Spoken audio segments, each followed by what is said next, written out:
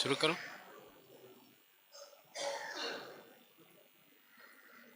हरि ओम स्वस्ति श्री गणेशाय नमः। ओम नमो जी आद्या वेद प्रतिपाद्या जय जय स्वसंवेद्या आत्मरूपा देवा तूचि गणेशु सकलार्थमति प्रकाशु मने निवृत्तिदासु अवधारी जोजी जयांचे केलिया स्मरण होय सकळ विद्यांचे अधिकरण तेची वंदु श्रीचरण श्री गुरूंचे ते नमस्कारो नियाता योऽन्तः प्रविश्य मम वाचमिमां प्रसुप्तां सञ्जीवयत्यखिलशक्तिधरस्वधाम्ना अन्यांश्च हस्तचरणश्रवणत्वगादीन् प्राणान्नमो भगवते पुरुषाय तुभ्यं कृष्णाय वासुदेवाय हरये परमात्मने प्रणतः क्लेशनाशाय गोविन्दाय नमो नमः। समचरणसरोजं सान्द्रनीलाम्बुदाभं जगन्निहितपाणिं मण्डनं मण्डनानां तरुणतुलसीमाला कंदरं कञ्जनेत्रं सदयधवलहासं विठ्ठलं चिन्तयामि। नमामि सद्गुरुं शान्तं सच्चिदानन्दविग्रहं पूर्णब्रह्मपरानन्द मीशमानन्दिवल्लभम्।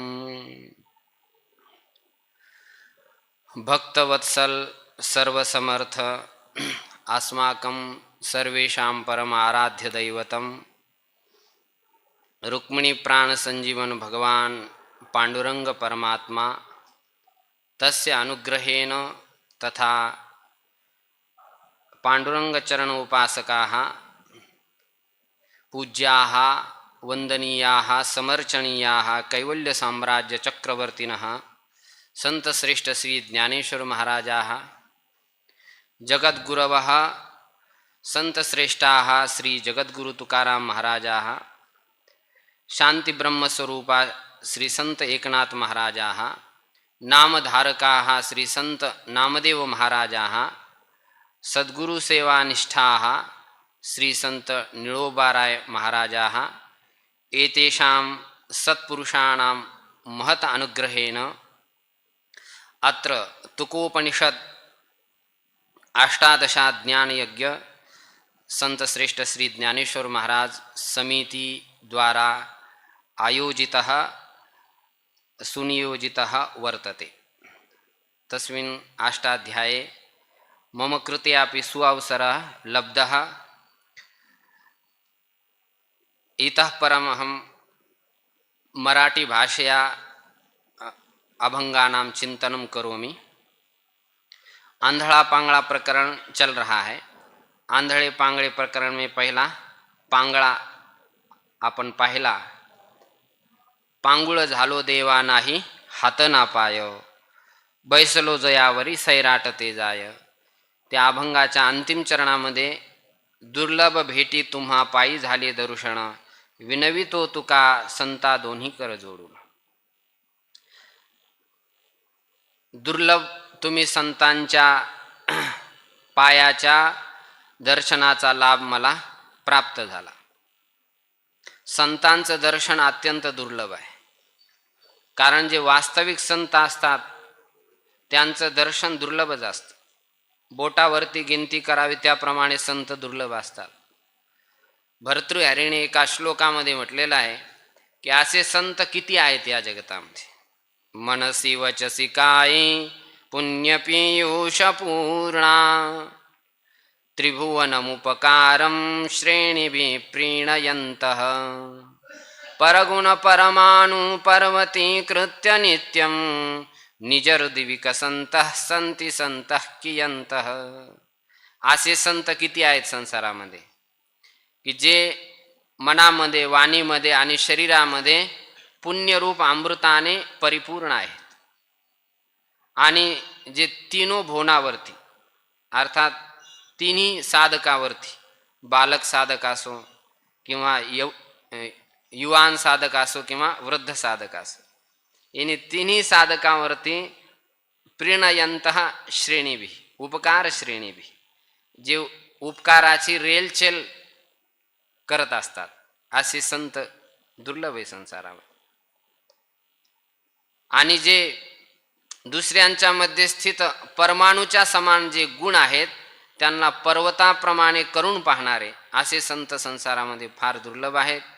तर असे संत स्वरूप, सद्गुरु स्वरूप, परमपूज्य समादरणीय श्री महाराजजी त्यांच्या प्रेरणेनेच ह्या अष्टादश ज्ञानयज्ञामध्ये या अभंगावरती चिंतन करण्याचा सुअवसर मला प्राप्त झाला. हा अष्टादशा म्हणजे असा आहे की जसं सूत आणि सौनकादिकांनी 1000 वर्षपर्यंत भगवंताच्या कथेचं सत्र नैमिषारण्यामध्ये आरंभ केलं होतं. जोपर्यंत कथाचं सत्र चालत होतं तोपर्यंत मृत्यूचा त्या ठिकाणी प्रवेश नव्हता. त्याप्रमाणे हे अष्टादशा सत्र असं आहे, अष्टादशा ज्ञान असं आहे, जे जे मनुष्य या अष्टादशा ज्ञान यज्ञामध्ये येऊन बसतात ते मनुष्य कली कल्मश अर्थात कलीचे जे पाप आहेत त्या पापरूप मृत्यूपासून दूर राहतात. अर्थात पापरूप मृत्यू त्यांच्यावरती तोपर्यंत आक्रमण नाही करत. म्हणून अशा सत्रामध्ये जर आपण येऊन बसलो तरच कलीचे पापरूप जे भयानक मृत्यू आहे अर्थात मृत्यूच्या समान पीडा देणारे असे जे पाप आहे त्या पापापासून आपण वाचवू शकतो. हे तर 18 दिवसाचं ज्ञानसत्र आहे. श्रुत आणि शौनकादींनी किती दिवसाचं ज्ञानसत्र केलंय? 1000 वर्षापर्यंत. कारण त्यांनी आपल्या ज्ञानसत्रामध्ये मृत्यूलाच जवळ आणून ठेवलंय की तुझ्या कृपेने आम्ही 1000 वर्षापर्यंत मृत्यूला प्राप्त नाही झालो. तर जिथं जिथं ज्ञानसत्र चालतं तिथं तिथं मृत्यू नाही होत, आलेली मृत्यूसुद्धा टळून जाते. असं हे 18 दिवसाचं ज्ञानसत्र आहे तरी परंतु ते अत्यंत उपकारक आहे. तर यापुढे जो अभंग आहे तो आंधळा आहे. अभंग क्रमांक 3920 या क्रमांकाचा अभंग आहे. या अभंगामध्ये तुकोबरायाने भगवंतासमोर शुद्ध निर्मल दृष्टीची प्रार्थना केली आहे की हे भगवंता तुम्ही मला शुद्ध आणि निर्मळ दृष्टी द्या. दृष्टी सर्वांकडे नाही, त्यामुळे आपण कसे आहोत? आंधळे आहोत, आंधळे. तर त्या आंधळ्याचं स्वरूप तुकोबराय या अभंगातून प्रतिपादन करतात. पहिला अभंग उच्चारण करू आणि नंतर त्याचा पांगता अर्थ पाहू. देखत होतो आधी मागे पुढे सकळ, मग हे दृष्टी गेली वरी आले पडळ. तिमिर कोंदले से वाडे वाढता प्रबळ, भीत मी झालो देवा काय जाल्याचे फळ. आता मज दृष्टी देई पांडुरंगा माय बापा, शरण मी आलो तुझ निवारून या पापा. अंजन लेवऊनी करी मार्ग सोपा, जाईन सिद्धपंथी अवघ्या चुकतील खेपा.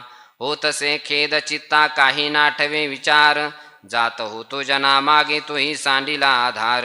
हा ना तो ठाव झाला अवघा पडिला अंधार, फेरली माझी मज कोणी न देती आधार. जोवरी चळण गातो वरी म्हणती माझा, मानिती लहान थोर देह सुखाची या काजा. इंद्रिय मावळली आला बागुला आजा, कैसा विपरीत झाला तोची देह नोहे तुझा. गुंतलो या संसारे कैसा झालो से अंध, मी माझे वाढवूनी माया तृष्णेचा बाध. स्वहितन दिशेसी केला आपुला वध, लागले काळ पाठी सवे काम हे क्रोध. लागती चालता गा गुण दोषांच्या ठेसा, सांडिली वाट मार्ग झालो निराळा कैसा. पातो वास तुझी थोर करोणी आशा, तुका म्हणे वैद्यराजा पंढरीच्या निवासा. तुकोबाराय म्हणतात देखत होतो आधी मागे पुढे सकळ. जीवन जगत असताना मनुष्याला जर यथार्थ दृष्टी प्राप्त नसेल तर नेत्र असताना सुद्धा तो आंधळा आहे. तुकोबारायांनी बऱ्याच ठिकाणी सांगितलं की आंधळ कोण आहे. आंधळी ती संसारी, आंधळी ती तुका म्हणे संसारी, जिही नाही हरी ओळखीला. तुका म्हणे कैसे आंधळे जन गेले विसरून खऱ्या देवा. जे वास्तविक देवाला जाणत नाही ते मनुष्य आंधळे आहेत. तर आपण आंधळे आहोतच, कारण भगवंताला ओळखत नाही. मग भगवंताला जेव्हा आपण ओळखतो तेव्हाच आपली वास्तविक दृष्टी आपल्याला प्राप्त होते. या पश्यति सपश्यति समम सर्वेषु भूतेषु तिष्ठन्तं परमेश्वरं विनश्यत्स्व विनश्यन्तं यह पश्यति सपश्यति. तो जो परमात्मा आहे या विनाशी संसारामध्ये सर्वत्र व्याप्त आहे. तर त्या परमात्म्याला पाहण्याची दृष्टी ज्याला प्राप्त झालेली आहे तोच वास्तविक पाहतोय. नाही तर बाकी तर हे नेत्र असून सुद्धा काय आहेत, आंधळे आहेत. तर या दृष्टीमध्ये नेमकं झालं काय. आपल्याला ही दृष्टी पहिली होती का, होती तर तिच्यामध्ये काय दोष आला. आपल्याला पण ही दृष्टी प्राप्त आहेच. तुकोबाराय म्हणतात देखत होतो आधी मागे पुढे सकळ. मी पहिलं हे सर्व पाहत होतो, भगवंताच्या स्वरूपाला ओळखत होतो, पण आधी. आधी म्हणजे केव्हा. प्रत्येक जीव हा परमात्म्यापासून निघालेला आहे. ममैवांशो जीवलोके. प्रत्येक जीव जो आहे तो परमात्म्याचा अंश आहे. तो अंश कसा आहे. ईश्वर अंश जीव अविनाशी चेतन अमल सहज अविनाशी. चेतन अमल सहज सुख राशी. हा जो जीव आहे तो कसा आहे. ईश्वर अंश जीव अविनाशी. ईश्वराचा अंश अविनाशी आहे, सुख स्वरूप आहे. सहसुखाची तो खान आहे, शुद्ध आहे, विशुद्ध आहे. तरी पण त्याला या आपल्या स्वरूपाचं ज्ञान नाही. का नाही. त्याचं कारण तुकोबार या ठिकाणी सांगतात की देखत होतो आधी मागे. मी पहिलं पाहत होतो. म्हणजे गर्भ अवस्थामध्ये जेव्हा प्रत्येक जीव येतो त्यावेळी त्याला भगवंताच्या स्वरूपाचं ज्ञान असतं. जेव्हा कर्मानुसार जीव मातेच्या गर्भामध्ये येतो तेव्हा 7व्या महिन्यामध्ये त्याला भगवंताचं ज्ञान होतं. सर्व जीवांना भगवंताचं ज्ञान होत नाही. ज्यांनी विशेष पुण्यकर्म केलेले आहेत अशा जीवांना गर्भामध्ये ज्ञान होतं भगवंताच्या स्वरूपाचं. बाकी संपूर्ण जीवाला होत नाही. बाकी जीव 7व्या महिन्यानंतर फार दुःख उपभोगतात. त्या ठिकाणी ज्याला ज्ञान आहे तो पण उपभोगतो आणि ज्याला ज्ञान नाही तो पण उपभोगतो. जेव्हा 7व्या महिन्यामध्ये ज्ञान होतं त्यावेळेस तो जीव पाहतोय की अरे अरे अरे आपण या जन्ममरणाच्या दुःखाला कशामुळे प्राप्त होऊ लागलेले आहेत की आपण परमात्म्याला अपरोक्षत्वाने नाही जाणले. संशय विपर्य रहित असं जे परमात्म्याचं ज्ञान आहे ते ज्ञान जोपर्यंत जीवाला होत नाही तोपर्यंत जीव संसार दुःखाला प्राप्त होतोय. एवढा बोध गर्भ अवस्थेमध्ये जीवाला होतोय. त्यावेळी तो भगवंताच्या समोर हात जोडून प्रार्थना करतोय. यदि योन्याम मुंचामी तरी सांख्यम योगम वा समाश्रय. मी यदि या योनीतून मुक्त झालो तर सांख्य अथवा योगाचा आश्रय करून मी तुझ्या स्वरूपाचा साक्षात्कार करेल असं जीव गर्भामध्ये म्हणतो. ध्याये ब्रह्म सनातनम यदि योन्याम मुंचामी ध्याये ब्रह्म सनातनम. यदि मी या योनीतून मुक्त झालो तर सनातन ब्रह्माचं ध्यान करल अशी प्रतिज्ञा त्याने गर्भामध्ये केली. तुकाराम महाराज म्हणतात त्यावेळी तर जीवाला सर्व ज्ञान होतं. पाठीमागे किती 100 जन्मामध्ये कोणत्या कोणत्या योनीमध्ये आपण जाऊन आलो ते पण ज्ञान होतं आणि पुढे आपल्याला काय करायचंय त्याचं पण ज्ञान होतं. देखत होतो आधी मागे पुढे सकळ. किंवा काही वेळेस परोक्ष ज्ञान माणसाला पूर्व पुण्याच्या उदयाने होतं किंवा आपातता सत्संग प्राप्त झाल्यानंतर होतं. त्यावेळी मनुष्य थोडा मागे पुढे समजतो, पण ते परोक्ष जे ज्ञान आहे ते ज्ञानसुद्धा कुसंगामुळे नष्ट होऊन जातं. प्रसूतीतल्या जीवाचं ज्ञान जेव्हा तो प्रसूती वायूला प्राप्त करून बाहेर येतो त्यावेळी त्याचं नष्ट होतं.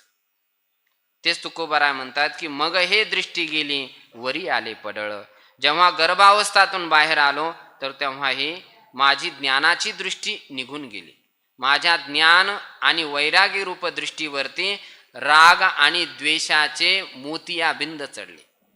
जसं नेत्रामध्ये मोतियाबिंद जर असेल तर नेत्र उघडे असले तरी काही दिसत नाही, तसं ज्ञान आणि वैराग्याचे जर नेत्र नसतील तर मनुष्याला भगवंताच्या यथार्थ स्वरूपाचं ज्ञान होत नाही.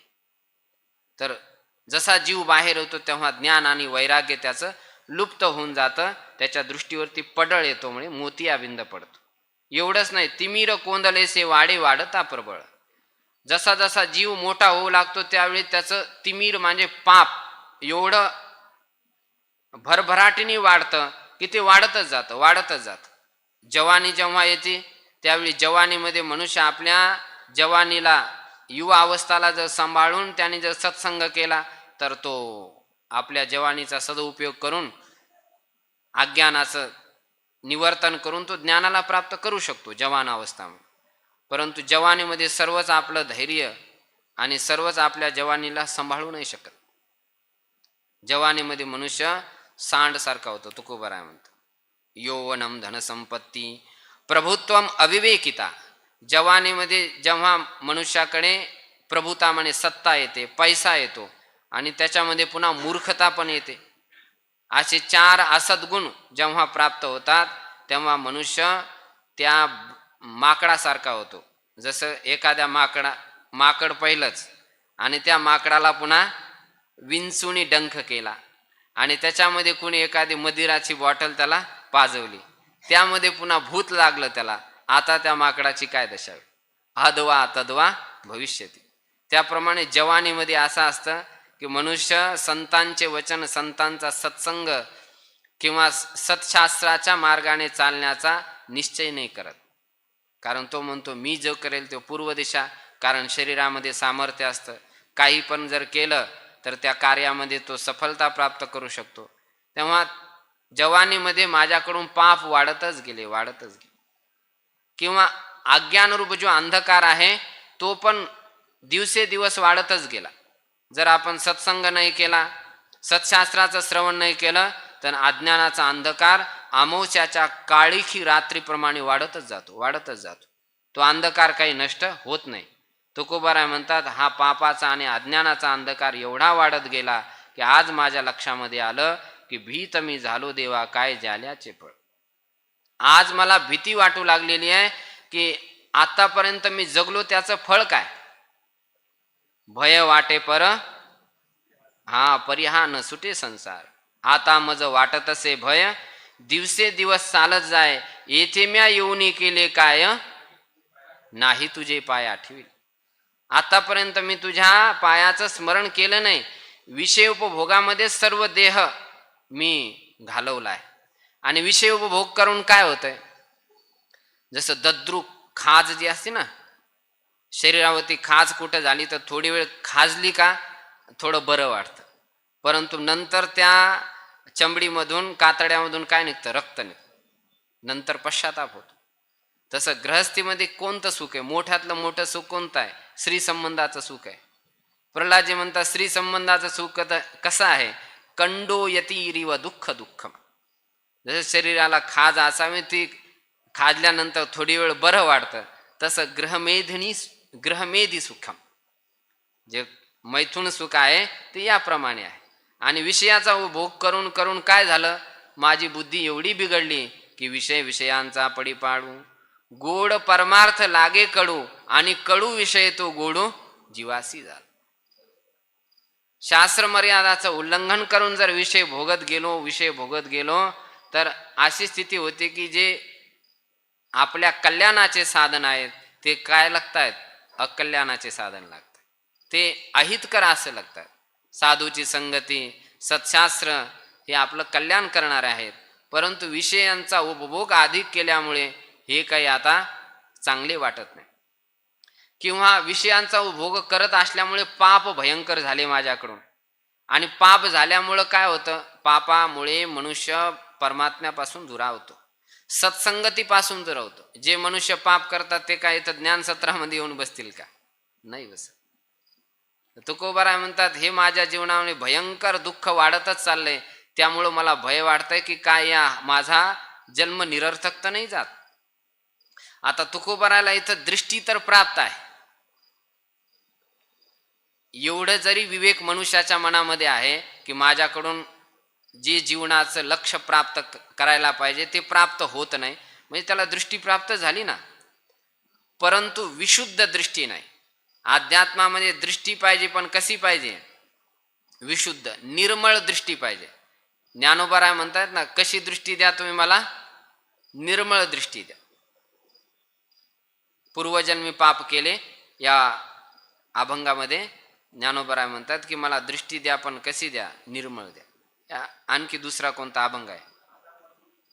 नाही, दुसरा एक अभंग, त्या अभंगामध्ये ज्ञानोबाराय म्हणतात की निर्मळ दृष्टी द्या. तर दृष्टी आपल्याकडे साधारण रूपाने आहेच, पण कशी दृष्टी नाहीये? निर्मळ दृष्टी नाही. तुकोबारायकडे ही दृष्टी आहे. ते म्हणतात मला एवढं काही समजतंय, माझ्या आतापर्यंत जीवनाचं जे सार होतं ते काही मी सार प्राप्त करू शकलो नाही. जे लक्ष होतं माझ्या जीवनाचं की ज्यासाठी भगवंताने हा निर्देश दिला ते मी आतापर्यंत प्राप्त करू शकलो नाही. बऱ्याचदा मनुष्य शरीर प्राप्त करून मनुष्याला लक्षच नाही कळत. पूर्ण जिंदगी जाईपर्यंत हेच नाही कळत की आपण खाण्यासाठी जगतोय का जगण्यासाठी खातोय, हेच कळत नाही. परमात्मा प्राप्तीचं लक्ष तर केव्हा कळायचं मनुष्य? परंतु हे ज्या साधकाला पूर्वपुण्याच्या शिंतोड्यामुळं थोडंसं काही कळू लागलेलं आहे, मग त्याच्या मनामध्ये भय वाटू लागतंय की आता काय करावं. संसाराचा उपभोग केला तर तो काही सुख देत नाही, परमात्म्याला जाणावं तर त्याचं काही स्वरूप कळायला तयार नाही. शंक करची ज्याच्या नावे त्याचे नामची नाही तुझं ठावे. ज्याच्या नावाने बोंब मारतोय त्याचं काय स्वरूप आहे काही माहिती नाही, कसं समजावं? आता ते पण काही समजत नाही. त्यामुळं तुकोबाराय म्हणतात, भीत मी झालो देवा काय झाल्याचे फळ. आता मग विशुद्ध दृष्टी आपल्याला संताकडून अथवा भगवंताकडूनच प्राप्त होऊ शकते. त्यामुळं तुकोबाराय म्हणतात, आता मज दृष्टी देई पांडुरंगा माय बापा. हे पांडुरंगा, हे माय बापा, तू मला आता दृष्टी दे. आता मला कळलंय की मला विशुद्ध दृष्टीची आवश्यकता आहे. ज्यावेळेस मनुष्याला एवढं कळतं ना की मी जे परमार्थ करतोय तो आणखी एवढा काही शुद्ध नाहीये, त्याच्यामध्ये आणखी शुद्धता चाहिए, क्लॅरिटी चाहिए, आणखी तो स्वच्छ झाला पाहिजे. जोपर्यंत स्वच्छ होत नाही ना तोपर्यंत मग स्पष्ट परमात्म्याचं स्वरूप नाही कळत. जल जर स्वच्छ असेल, पाणी जर स्वच्छ असेल तर आपण त्या पाण्यामध्ये काय आहे ते पाहू शकतो. आणि गढूळ पाणी झालं तर जे असू ते लावला ग्लास पिला आणि पिल्यानंतर कळलं की अरे त्याच्यामध्ये फार किडे होते, मग नंतर गेले डॉक्टरकडे, ट्रीटमेंट सुरू झाली. पण पहिलंच जर शुद्ध पाणी पिलं असतं तर शरीर एकदम स्वच्छ राहिलं असतं, काही रोग नसता झाला ना शरीरामध्ये. तशी अध्यात्म करत असताना, परमार्थाची साधना करत असताना दृष्टी कशी पाहिजे? निर्मळ पाहिजे. त्यामुळं पांडुरंगासमोर अत्यंत दयेने हात जोडून प्रार्थना करतात की माय बापा, तुम्ही माय बापा. पांडुरंग परमात्मा माय पण आहेत आणि बाप पण आहेत. म्हणजे तुम्ही अशी काही कृपा दृष्टी करा, असं काही प्रेम मला प्रदान करा, जशी माय पुत्रावरती करते तशी तुम्ही माझ्यावरती प्रेम करा मातेप्रमाणे, आणि पित्याप्रमाणे तुम्ही माझी चिंता करा. जसा पिता आपल्या पुत्राची काय करत असतो? चिंता करत असतो. अरे याचं कल्याण केव्हा होईल? जोपर्यंत त्याचं सेटलमेंट होत नाही तोपर्यंत पिताला चिंताच असते, अरे काय झाला असेल, त्याचं काही ठीक आहे का नाही. हे मायबाप म्हणण्यामध्ये दुसरा भाव हा आहे की जसे मायबाप आपल्या पुत्राचे किती जरी अपराध झाले तरी त्याला काय करतात? क्षमा करतात. मायबाप त्यालाच म्हणतात. पुत्राचे 100 नाही 200 नाही 1000 जरी अपराध झाले तरी त्या मात्या पित्याला जर पुत्राच्या मनामध्ये पश्चाताप झाला तर त्याला क्षमा केली पाहिजे.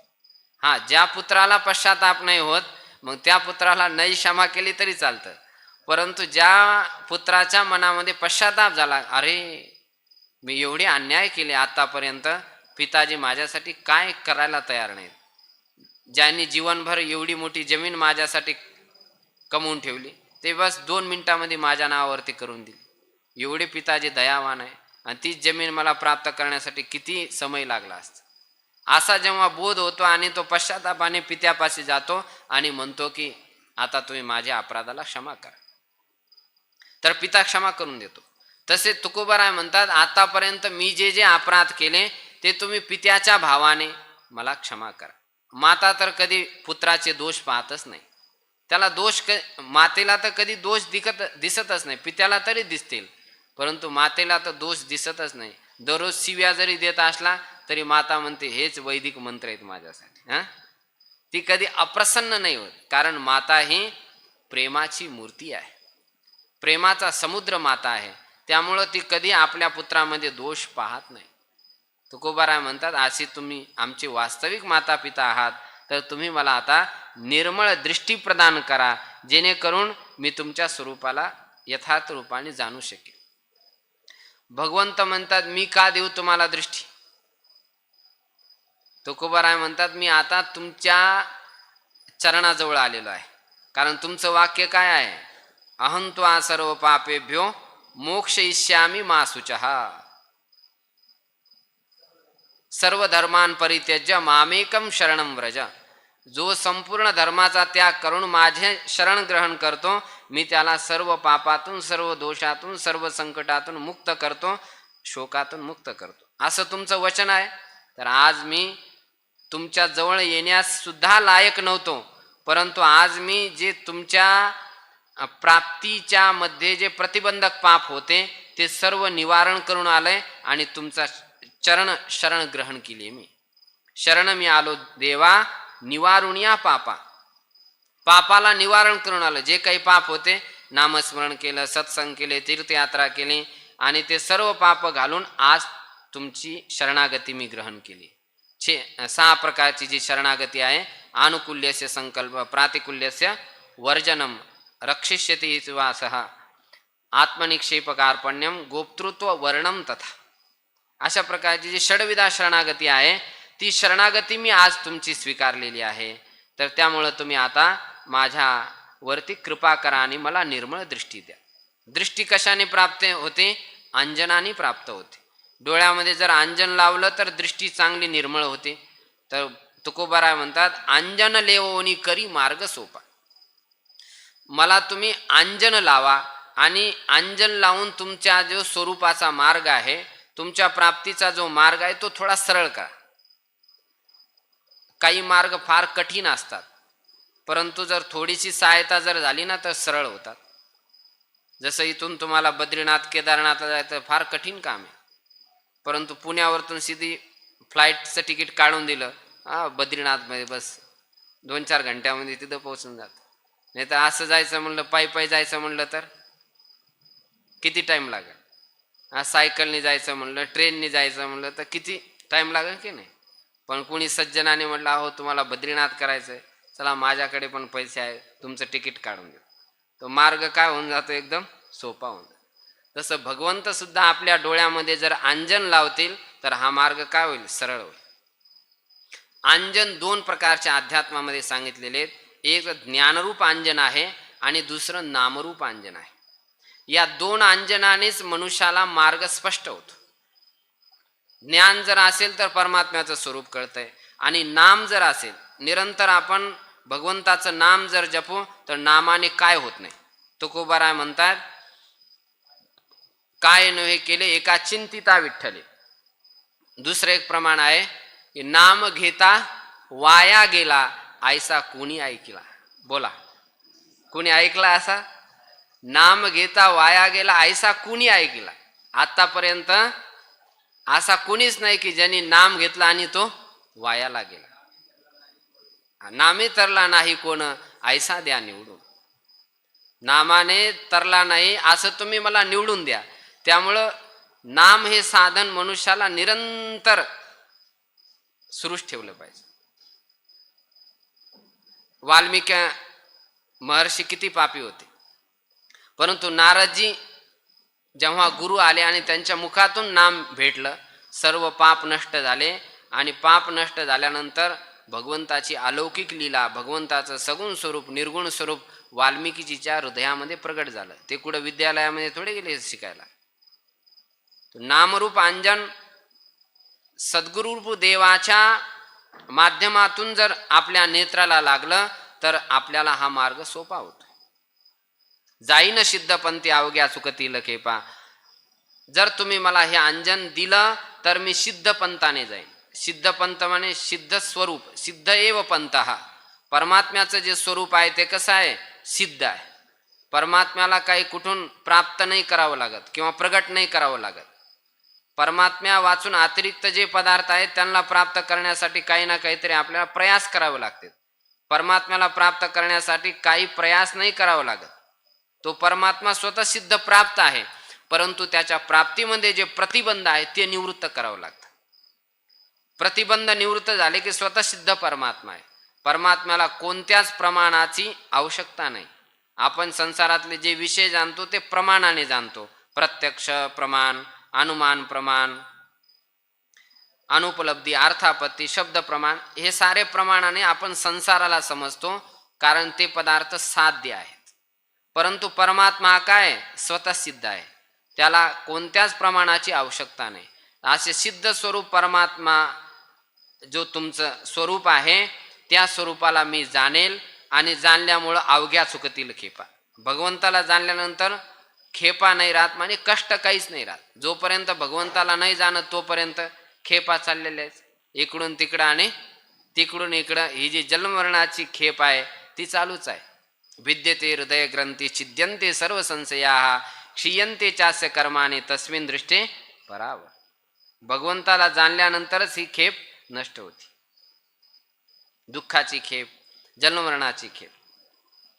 तुकोबाराय म्हणतात काय करावं? साधन करत असताना कधी कधी चित्त फार उदासीन होते. होतसे खेद चित्ता काही नाठवे विचार. माझ्या मनामध्ये कधी कधी विषाद उत्पन्न होतोय देवा.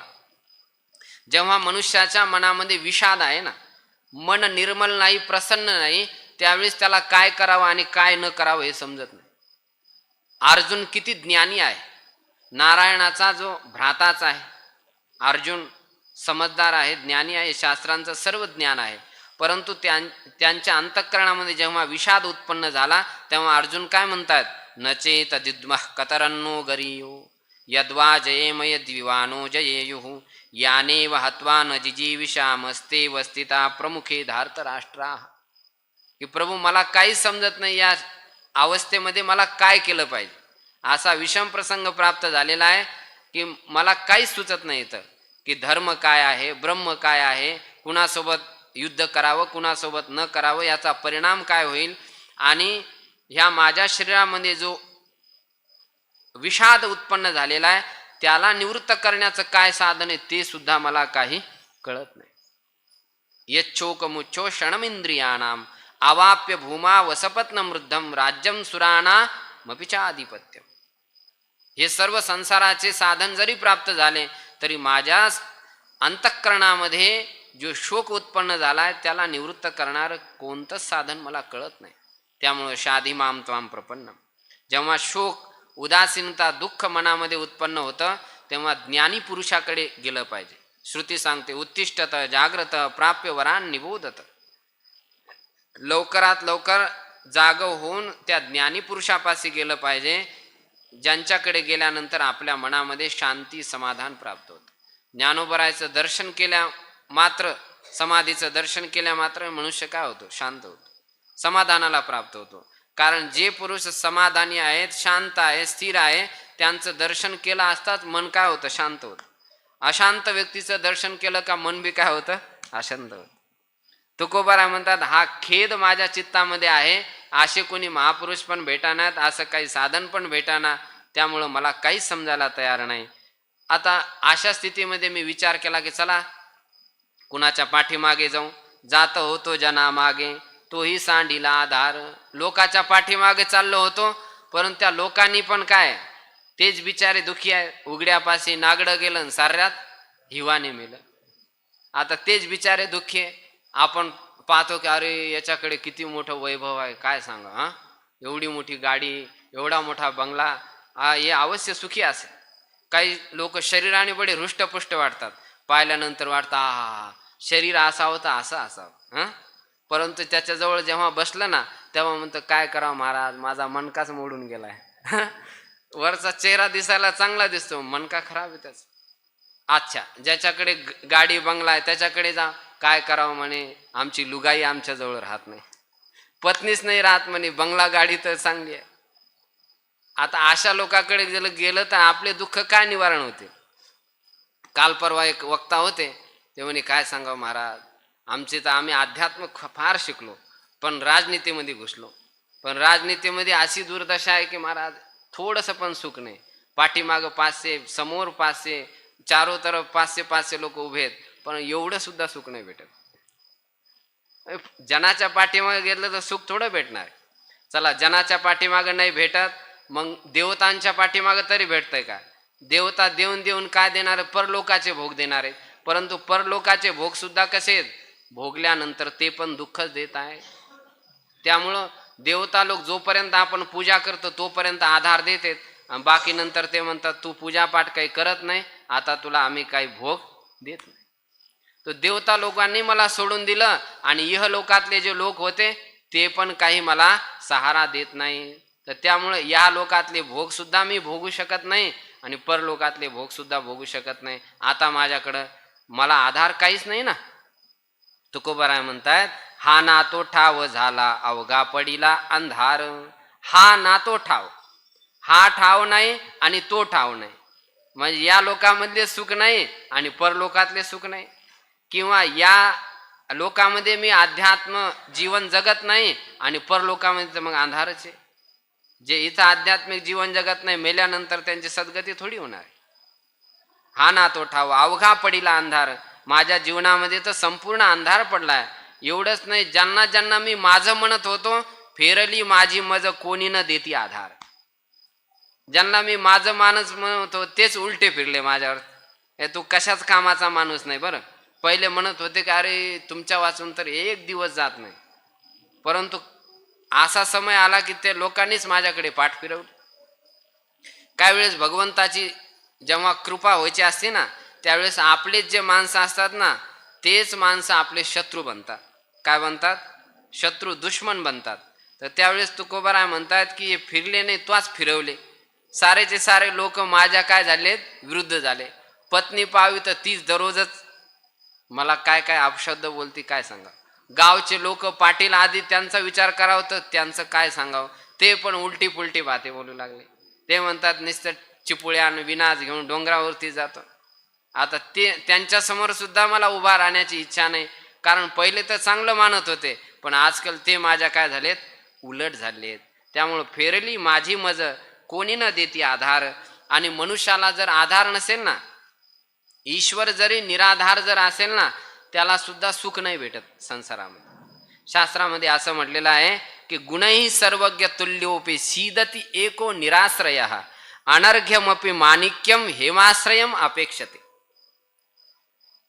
किती गुणाने मनुष्य युक्त असू द्या, सर्वज्ञ असू द्या, परंतु जर त्याला काही आधार नसेल तर तो मनुष्य दुःखी झाल्याशिवाय राहत नाही. ईश्वराला सुद्धा आश्रय घ्यावा लागतो तेव्हा त्याला सुखाची अनुभूती होते. मायेचा आश्रय घेतल्याशिवाय त्याला सुद्धा लीला करता येत नाही. अनर्घ्यम माणिक्यम, मूल्यवान माणिक्य आहे, परंतु जोपर्यंत सोन्यामध्ये लागलं जात नाही तोपर्यंत त्याची शोभा वाढत नाही. तसं मनुष्याच्या जीवनामध्ये काही ना काहीतरी आधार पाहिजे. तुकोबाराय म्हणतात माझी स्थिती ही झाली आहे की मला कुणीच आधार दिसत नाही, न देती आधार. जोपर्यंत माझ्यामध्ये शरीर सामर्थ्य होतं तोपर्यंत तर सर्व म्हणायचे या काका, या मामा, या दादा, सर्व स्वागत करायचे. जोवरी चळण गा तोवरी म्हणती मात. मोठे मोठे माणसं म्हणत असतील, छोटे नसतील म्हणत.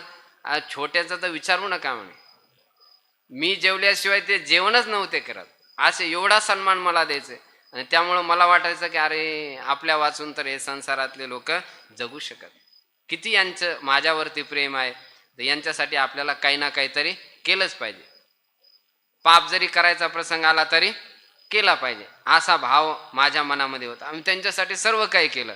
मानती लहान थोर देह सुखाची या काजा. परंतु ते मला कशामुळं मानत होते? त्यांना मी सर्व विषय आणून देत होतो, त्यांच्या मनासारखं वागत होतो, त्यांना फार सुख भेटत होतं, त्यामुळं ते मला मानत होते. आणि हा माझा भ्रम लवकर तुटलाच नाही. मला असं वाटायचं की माझ्यामध्येच काहीतरी काय आहे, योग्यता आहे आणि माझ्या वाचून यांचं जीवन कसं चालायचं असं मला वाटायचं. परंतु काही दिवसानंतर अशी स्थिती झाली की इंद्रिय मावळली आला बागुला आजा. माझ्या इंद्रियातली शक्ती जेव्हा क्षीण झाली, दात पडून गेले, तोंडातून लाळ गळू लागली, जे काळे होते ते सफेद झाले. आणि अशा अवस्थेला जेव्हा मी प्राप्त झालो, हात हालू लागले, पाय लटलटा उडू लागले, तेव्हा मला एका कोपऱ्यामध्ये बसवलं. आणि जे लोक मला पाहण्यासाठी प्रतीक्षा करत होते, आज कुणी माझ्याकडे पाहायला तयार नाही. बल्कि मला काय केलंय, खिलौना बनवलं, खिनवला घरामध्ये.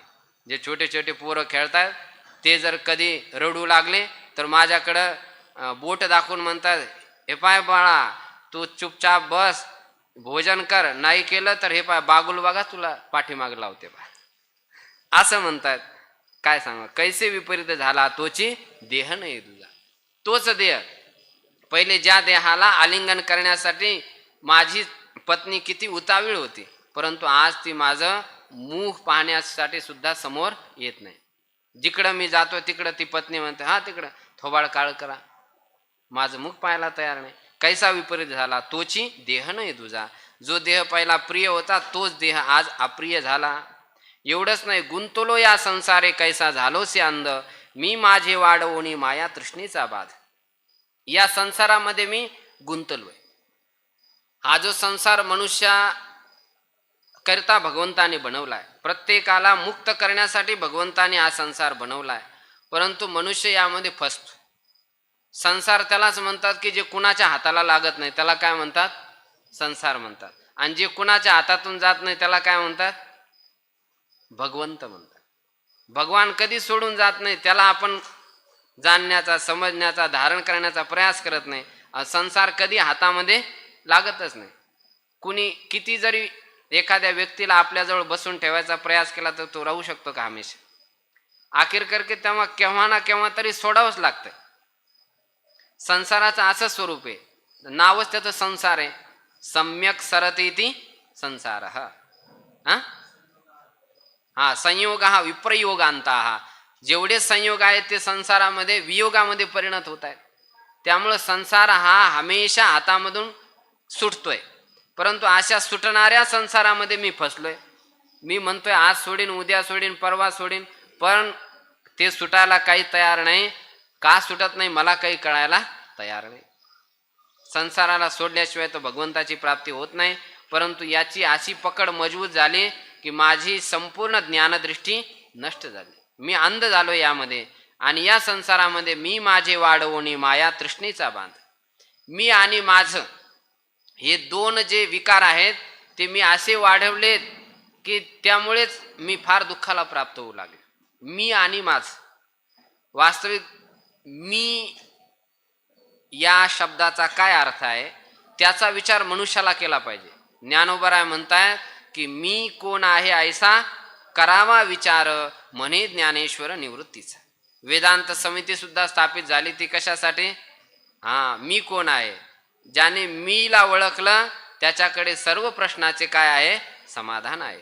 आणि ज्याने मीलाच नाही ओळखलं, बाकी सारी दुनिया ओळखली, त्याच्याकडे सारी समस्या.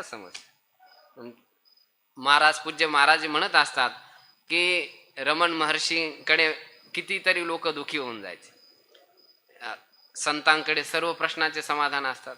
कोणी म्हटलं माझी बायकोच मेली, कोणी म्हटलं काय करावं महाराज आमची बँकच लॉस झाली, कोणी म्हटलं काय करावं पुत्रच नाही होत, कोणी म्हटलं पुत्रच मारतोय. तर रमण महर्षी सर्वांना एकच उत्तर द्यायचे की तू कोण आहे, मी कोण आहे याचा विचार कर, तर तुला सर्व प्रश्नांचे समाधान मिळते. तर मी कोण आहे? चिदानंद रूप शिवोहम शिवोहम. आपण कुटस्थ स्वरूप आत्मा आहोत. हे आत्म्याचं स्वरूप तेव्हाच मनुष्याला समजून येतं जेव्हा तो अन्नमय, प्राणमय, मनोमय, विज्ञानमय आणि आनंदमय कोशाच्या पुढे त्या आत्मस्वरूपाला समजतो. नाहीतर मी या पदाने आपण देहाला समजत असतो. तर या मी मध्ये फार लोक कन्फ्यूज असतात, भ्रमामध्ये असतात. मीचं स्वरूप लवकर समजत नाही आणि माझ्याचं स्वरूप सुद्धा लवकर समजत नाही. माझं कोण आहे या संसारामध्ये? जर वस्तुता विचार केला तर आपलं भगवंताशिवाय दुसरं कुणी नाही. परंतु मी आणि माझं पण हे अशुद्ध आहे. काय आहे? अशुद्ध. या मी आणि माझ्यापणाला सत्संगाच्या माध्यमातून आणि संतांच्या द्वारा शुद्ध करावं लागतं. मी शुद्ध स्वरूप काय आहे? आत्मा आहे. आणि माझं शुद्ध स्वरूप काय आहे? माझे केवळ भगवान आहेत. कोण आहेत? पांडुरंग परमात्माच आहे. त्याशिवाय माझं संसारामध्ये दुसरं कोणी नाही. असं जेव्हा लक्षामध्ये येतं तेव्हा माझेपणाचं स्वरूप काय होतं? स्पष्ट होतं. मेरे तो एक गिरिधर गोपाल दूसरो न कोई. मेरे तो एक गिरिधर गोपाल. परंतु हे तर आपण सर्वच म्हणतो की विठ्ठल माझा, विठ्ठल माझा, विठ्ठल माझा. परंतु बाकी पत्नी बी माझी, पुत्र बी माझे, पैसा बी माझा, बँक अकाउंट बी माझा. हे सर्व माझं म्हणत असताना विठ्ठलाला जर माझं म्हटलं तर माझापणेचा जो भाव आहे ना तो शुद्ध नाहीये. का नाहीये? आपण आता पण म्हणतो विठ्ठल माझा आहे, पण बाकीचे सर्व सांभाळून मग विठ्ठल माझा आहे, त्यांना सोडून माझं नाही म्हणत. तर तो माझेपणा शुद्ध नाही. संसारातले कोणी मनुष्य आपल्याला माझं म्हणत नाही. न गाय माझं म्हणत, ना मकान माझं म्हणते, ना गाडी माझं म्हणते. मोबाईल कधी म्हणतो का माझं? असं कोणी नाही म्हणत. बाकीचे लोक जे म्हणतात ते भ्रमानेच म्हणतात. परंतु भगवान छाती टोकून सांगतायत की ममई वांशो जीव लोके. भगवान म्हणतात की जीवा तू कुणाचा आहे? माझा आहे. परंतु हे देवा तू माझा आहे असं आपण म्हणायला तयार नाही. जड वस्तू कधी ज्याच्यावरती आपण प्रेम करतोय ते कधी हे नाही म्हणत की हा माझा आहे. आपण आज जरी मेलो तर गोठ्यामध्ये गुरं वासरं एकदम आनंदाने घास, हरा घास जेवढा टाकला तेवढा खाऊन घेतील. त्यांना काही दुःख नाही, कारण ते माझं कधी म्हणतच नाही. पण आपण त्याला माझं म्हणतो. वस्तुतः हे माझापणा जो वासरासोबत आहे, वस्तूसोबत आहे, तो विशुद्ध नाही. तुकोबाराय म्हणतात हा अविशुद्ध जो माझेपणा आहे त्याला मी वाढून ठेवलं संसारामध्ये. जे माझे नाही त्याला माझं म्हटलं. मी आणि माझ्याचं हे जे स्वरूप आहे ते शुद्ध नसल्यामुळे पुढे माया तृष्णेचा बांध. मी काय केला? माया आणि तृष्णेचा बांध म्हणजे ही पीडा वाढवली. माया म्हणजे मोह, तृष्णा म्हणजे इच्छा. मी आणि माझं जर यथार्थ स्वरूप नाही कळलं ना, मनुष्य मोहामध्ये फसल्याशिवाय राहतच नाही. ज्याला देहाचं स्वरूप नाही समजलं तर तो देहामध्ये आकर्षित आहे. स्त्री पुरुषावरती आकर्षित आहे, पुरुष स्त्रीवरती आकर्षित आहे. आणि जेव्हा त्याला कळतं की नाही मी तर कोण आहे? विशुद्ध आत्मा आहे. वास्तविक प्रेम तर आत्म्यावरती असलं पाहिजे, कारण आत्मा हा कसा आहे? परमप्रीतीचा विषय आहे. बाकी संसारातले विषय परमप्रीतीचे विषय नाही. जोपर्यंत आत्म्यावरती परमप्रेम होत नाही तोपर्यंत हा मोह निवृत्त होत नाही. तुकोबाराय म्हणतात मोह वाढला आणि मीच स्वरूप जर यथार्थ कळलं नाही तर तृष्णा भरपूर वाढते. तर हे दोन फासे आणखी वाढल्यामुळे स्वहित न दिशेची केला आपुला वध. मला माझं स्वहित काही दिसतच नाही, त्यामुळं मी माझाच वध केलाय. जोपर्यंत मनुष्य आपल्या स्वरूपाला यथार्थ नाही समजत तोपर्यंत श्रुती भगवती म्हणते की तो कोण आहे? आत्महत्यार आहे. ईशावास्य उपनिषदामध्ये म्हटलंय की तो आत्महत्यार आहे. गीतामध्ये सुद्धा भगवंताने म्हटलंय तो स्वयंचा काय आहे? शत्रू आहे. लागले हे काळ पाठी सवे काम हे क्रोध. मनुष्याच्या पाठीमागं काळ लागलेला आहे. म्हणजे त्याच्या शरीराला नष्ट करण्यासाठी पाठीमागं काळ लागलेला आहे आणि त्याच्या सोबतच काम आणि क्रोध दोन लागलेले. या काम आणि क्रोधाला जिंकायचे. काम आणि क्रोध हे वेग फार भयानक आहेत. प्रत्येकाला हे दुःख देतात. भगवंताने गीतेमध्ये सांगितलंय की शक्नोती हैवय सोडून प्राक शरीर विमोक्षणात काम क्रोधोद्भवम वेगम संयुक्त सुखी नरा. तोच मनुष्य सुखी आहे मृत्यूच्या अव्यवहित पूर्व क्षणापर्यंत काम आणि क्रोधांच्या वेगांना जो काय करतो? संयमित करतो. जीवनामध्ये भरपूर काही वेग आहे. आयुर्वेद शास्त्रामध्ये सांगितलं की 14 प्रकारचे वेग मनुष्याला कधी धारण नाही केले पाहिजे. अधारणीय वेग आहेत आणि काही वेग असे आहेत की ते धारणीय आहेत. जसे शिंक आली, खासी आली, शौचालय मलमूत्राचा त्याग करायचा आहे, झोप आली किंवा भूक लागली, प्यास लागली, तर अशा वेळी माणसाला कधी त्याचं कंट्रोल केला नाही पाहिजे, त्याला धारण नाही केलं पाहिजे. जशी झोप आली झोपी जा लोक. वेदांत ऐकत असताना झोप आली झोपी जा. कारण जोपर्यंत पूर्ण होत नाही तोपर्यंत कोणत्याच विषयाचं ग्रहण होत नाही. तो कंट्रोल बी केलं पाहिजे, नाही असं नाही, परंतु हे वेग धारणीय नाहीत. जसे हे वेग आले त्याला क्षमन केलं पाहिजे. आता छींक आली नाकामध्ये आणि तिला एकदम कंट्रोल कर, नाक दाबून ठेव, किती संवेदना होते. काही लोक असे जे स्वाभाविक जे शरीराचे वेग आहेत त्याला दाबून ठेवते, त्यामुळं फार काही क्लेशाला प्राप्त होतं. परंतु हे वेग धारण करणे योग्य नाही, अधारणीय वेग आहेत. काही वेग धारणीय आहेत. काम आणि क्रोध हे जे वेग आहेत त्याला धारण केलं पाहिजे. म्हणे अध्यात्माचं श्रवण करून विवेकाने त्या वेगांना दाबलं पाहिजे. त्याला जर दाबत गेलो तर एक ना एक दिवस ते काय होतात, नष्ट होतात. त्याला धारण केलं पाहिजे. परंतु जशी इच्छा उत्पन्न झाली, जसा क्रोध उत्पन्न झाला, तसं त्याच्या पाठीमागे जर मनुष्य लागला तर मनुष्य दुःखी झाल्याशिवाय राहत नाही. तुकोबराय म्हणतात, लागले हे काळ पाठी सवे काम हे क्रोध. माझ्या पाठीमागं काळ लागलेला आहे, काम आणि क्रोध लागलेला आहे. त्यामुळं पांडुरंगा मला तू आता विशुद्ध दृष्टी प्रदान कर. मनुष्याची दृष्टी केव्हा नष्ट होते, तुकोबराय अंतिम चरणामध्ये सांगतात, लागतात चालता गा गुणदोषाच्या ठेस. चलत असताना मला गुण दोषाच्या ठेसा लागतात. जीवन जगत असताना गुण आणि दोष तर दिसतातच, आणि त्यामध्ये मनुष्य जशी ठेस लागल्यानंतर आहा, तसे कुणाच्या मध्ये असलेले गुण जर आपण पाहिले किंवा दोष जरी पाहिले तर मनुष्याला दुःख झाल्याशिवाय राहत. जे मनुष्यामधले जे गुण दोष आहेत त्याचा त्याग केला पाहिजे. त्याग कसा करावा, त्याची वाच्यता नाही केली पाहिजे. गुण आणि दोष तर दिसणारच. जो मनुष्य मनुष्याच्या मध्ये स्थित गुण दोषांचं आपल्या वाणीने व्याख्यान करतो आणि त्यावरती मोहित होतो, तो मनुष्य दुःखी झाल्याशिवाय नाही राहत. जसं कल्पना करा, कोणी एखादा संगीतज्ञ आहे, तुम्ही विचार केला किती संगीतज्ञ चांगलेत हा, चला चला महाराज तुमचं संगीत आम्हाला फार प्रिय वाटलं, त्याला घरी आणलं आणि ते पैसेच चोरून घेऊन गेले. आता आपण त्याच्या संगीत या गुणावरती मोहित झालो, त्याच्यामुळे किती दुःख भोगावं लागलं की नाही. काही काही तर संगीतज्ञ असतात, घरी येतात आणि पोरीलाच पळून घेऊन जातात. असं पण होतं का नाही. हे कशामुळे झाली ठेस, कशामुळे लागली, मनुष्याच्या गुणावरती मनुष्य मोहित झाला. आणि काही वेळेला दोषामुळे सुद्धा मनुष्य दुःखी होतो.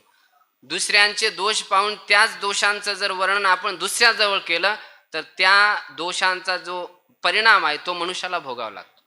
त्यामुळे श्रीमद भागवतामध्ये म्हटलेलं आहे, जे 9 प्रकारचे सूत्र सांगितले मनुष्याच्या उन्नतीमध्ये, त्यामध्ये हे एक सूत्र सांगितलेलं आहे. कोणी सांगितलेलं आहे, गोकर्णाने आपल्या पित्यांना आत्मदेवांना सांगितलं की अन्यस्य दोष गुण चिंतन माशु मुक्त्वा.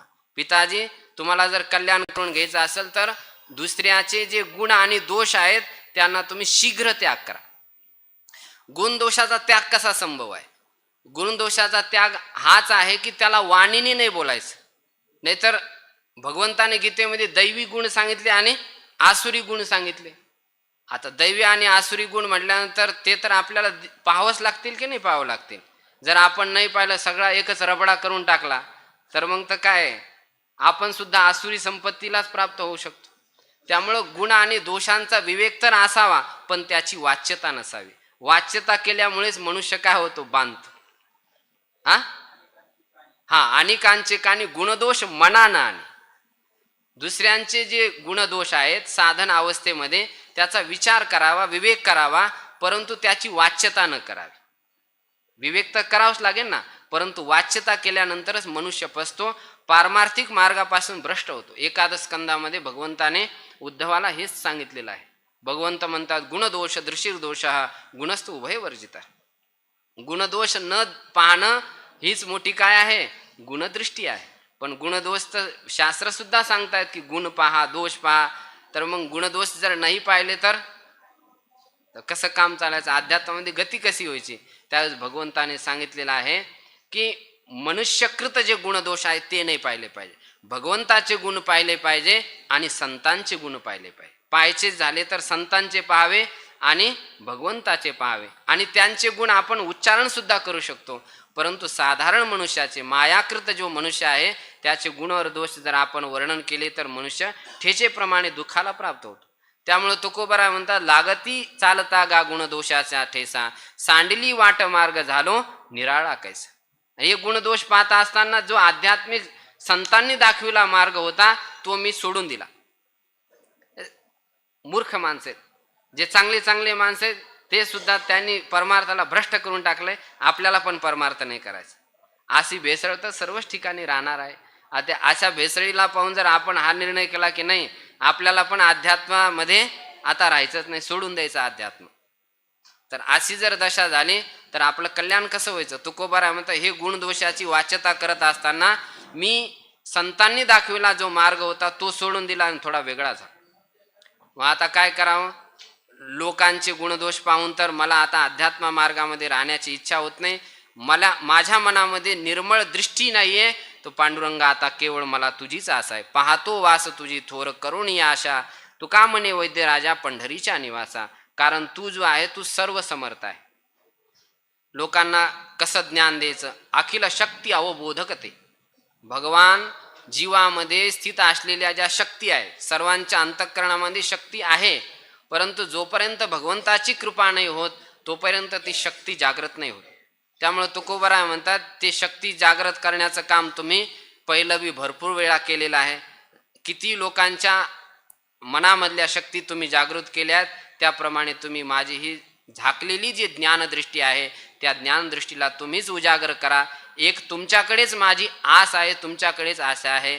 कारण तुम्ही काय नाही करू शकत, करशील तरी नोहे काही राईचा डोंगर पर्वत राई, असं तुमचं सामर्थ्य आहे. मग त्यामुळं मी आता संसारित लोकांची सर्वांची आशा सोडून दिली आणि केवळ तुमच्याकडे आशा आहे. तुका म्हणे वैद्य राजा पंढरीच्या निवास. तुम्ही म्हणताल शरीराने तर फार धष्टपुष्ट आहे तुकाराम महाराज तुम्ही. तर तुकाराम महाराज म्हणतात, शारीरिक सौष्ठव्य तर माझं आहे, पण मानसिकता माझी फार बिघडली आहे. आणि मानसिक रोग तज्ज्ञ जे वैद्य आहेत त्यांच्याकडे जोपर्यंत आपण जात नाही तोपर्यंत मानसिक विकार नष्ट नाही होत. मानसिक विकाराला नष्ट करण्यासाठी केवळ भगवंत रूप वैद्यच उपकारक ठरतो किंवा संत रूप वैद्य उपकारक ठरतो. ज्ञानोबराने पुंडलिक राजांना सुद्धा वैद्यराज म्हटले. संत सुद्धा वैद्यराज आहे आणि भगवंत सुद्धा काय आहे, वैद्यराज आहे. त्यांना माहिती आहे कोणत्या रोग्यांना कोणतं ट्रीटमेंट द्यायचं. कारण दवाईचं स्टोरेज भरपूर, मेडिकल स्टोरेज म्हणजे दवाई भरपूर ठेवलेल्या असतात, परंतु कोणत्या रोग्याला कोणतं द्यायचं याचं ज्ञान नसतं सर्वांना. ते कुणाला असतं, केवळ वैद्यांनाच असतं. आणि तुम्ही तर साधारण वैद्य नाही, तर मानसिक रोगाचे निदान करणारे तुम्ही कोण आहात, वैद्यराज आहात, वैद्यांचे राजा आहात. तुमचा पंढरीमध्ये निवास आहे, तर तुम्ही माझ्या मानसिक ही जी ज्ञानदृष्टी नष्ट झाली आहे तिचं तुम्ही निराकरण करा, ती दृष्टी मला तुम्ही विशुद्ध प्रदान करा, असं या आंधळ्याच्या माध्यमातून तुकोबरायाने सदुपदेश प्रदान केलेला आहे. आता तिसरा जो आहे तो आंधळा पांगळा आहे. त्या आंधळ्या पांगळ्याचं चिंतन पुन्हा आपण हे पेंडिंगमध्ये ठेवून जेव्हा अवसर मिळेल त्यावेळी करू. ज्ञानदेव तुकाराम, ज्ञानदेव तुकाराम, ज्ञानदेव तुकाराम, ज्ञानदेव तुकाराम, ज्ञानदेव तुकाराम, ज्ञानदेव तुकाराम, ज्ञानदेव तुकाराम, ज्ञानदेव तुकाराम, ज्ञानदेव तुकाराम, ज्ञानदेव तुकाराम, ज्ञानदेव तुकाराम, ज्ञानदेव तुकाराम, ज्ञानदेव तुकाराम, ज्ञानदेव तुकाराम.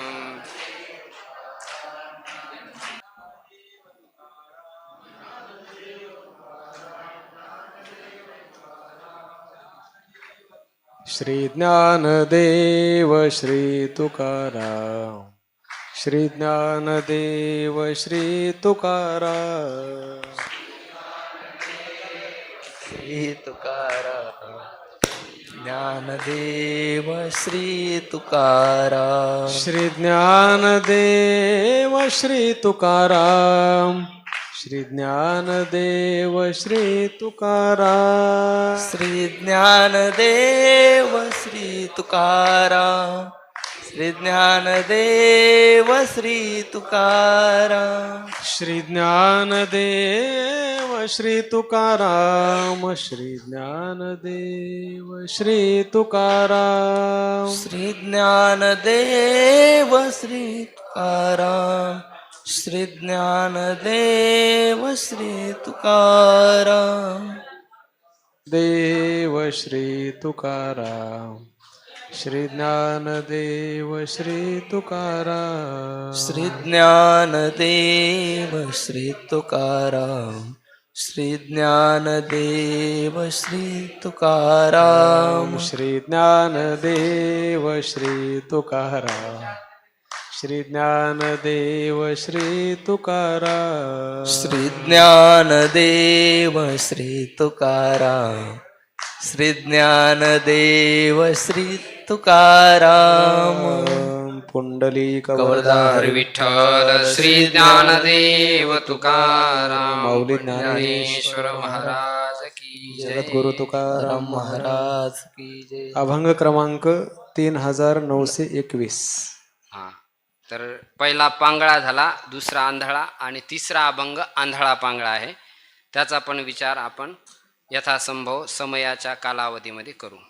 आंधळ्या पांगळ्याचा एक विठोबा दाता, प्रसवला विश्वतोची सर्व होय जाणता. घडी मोडी हेळा मात्रे पाप पुण्य संचिता, भव दुःख कोण वारी तुझ वाचोनी चिंता.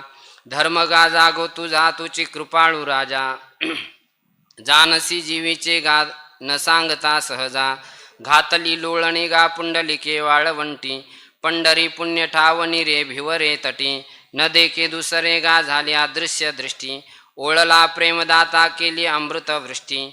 आणि कौपमन्यू एक बाळ धाकुटे, न देखे न चलवे जना चालते वाटे. घातली लोळणी गा हरिनाम बोभाटे, पावला त्या कारणे धाव घातली नेटे. बैसोनी खोळी शुक राहे गर्भी आंधळा, शिनला येर झारी दुःख आठवी वेळा. मागील सोशिले ते नाभी मने गोपाळा, पावला त्या कारणे लाज राखिली कळा. न देखे जोया जना तया दावी आपणा, वेगळा सुख दुःख मोह नाठवी धना. आप परते येनाही बंधुवर्ग सज्जना, तुकया तेची परी झाली पावे नारायणा. तिसरा आंधळा पांगळा आहे. या आंधळ्या पांगळ्याच्या माध्यमातून तुकोबाराय भगवंताला आपल्या कर्तव्याचं उद्बोधन करतायत.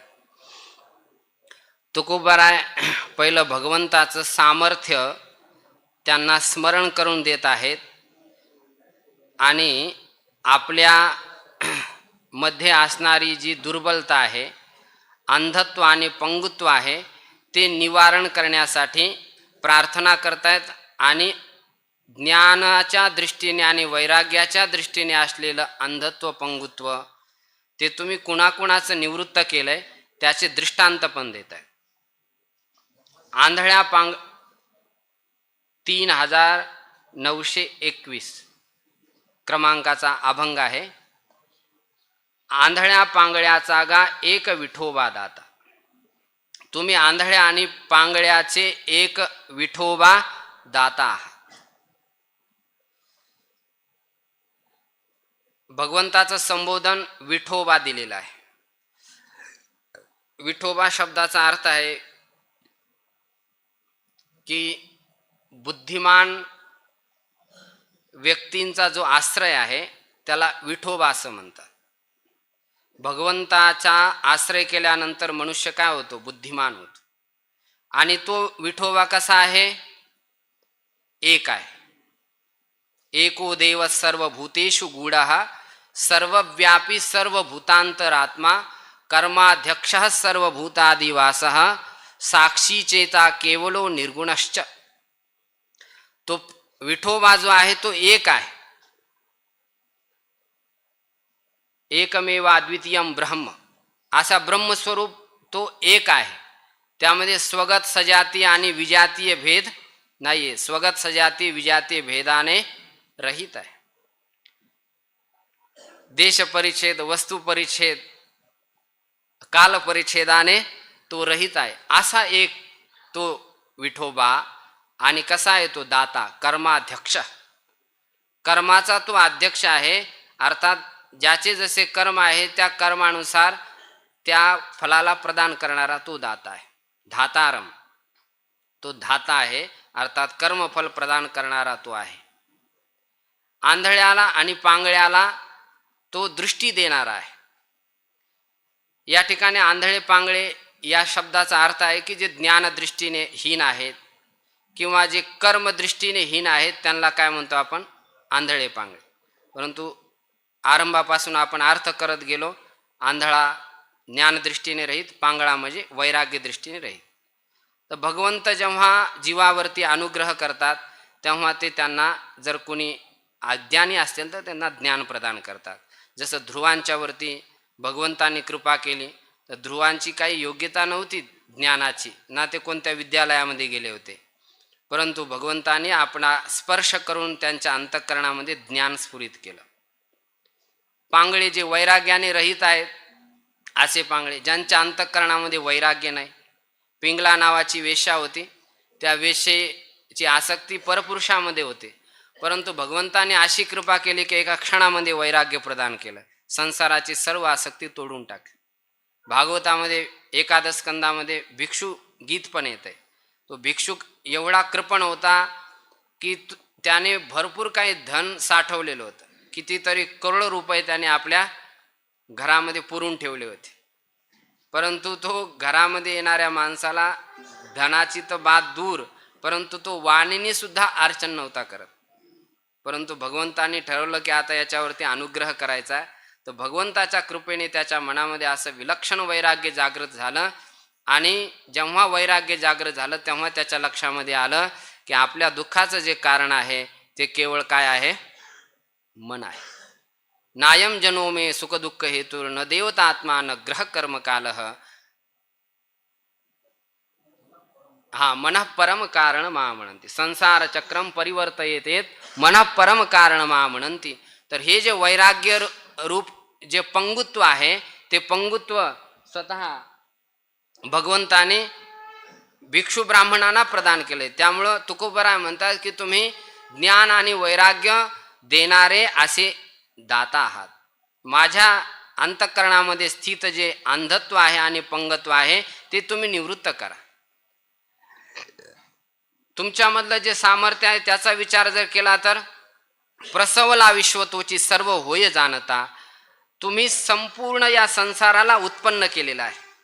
जन्माद्यस्य येतून वयादितरतश्चार्तेष्व विज्ञस्वरा. ब्रह्मसूत्र सुद्धा ते सांगते, जन्माद्यस्य यतः. हे संपूर्ण जे संसाराची उत्पत्ती स्थिती आणि प्रलय होतंय हा तुमच्यापासूनच होतोय. यतो वा इमाने भूताने जायन्ते येन जाताने जीवन्ति यत्प्रयन्ति तद अभिसंविशन्ति तद ब्रह्म तद विजिज्ञासस्व. हे श्रुतिया सुद्धा सांगतात. त्यामुळे हा संपूर्ण जो संसार आहे तो तुमच्यापासून झालाय. आणि एवढा मोठा संसार उत्पन्न करून तुम्ही त्याच्याकडे बिलकुल दृष्टी ठेवत नाही असं नाही, त्या संपूर्ण संसाराला जाणता पण, सर्वज्ञ पण तुम्ही आहात. तूची सर्व होय जाणता असं तुमचं सामर्थ्य आहे.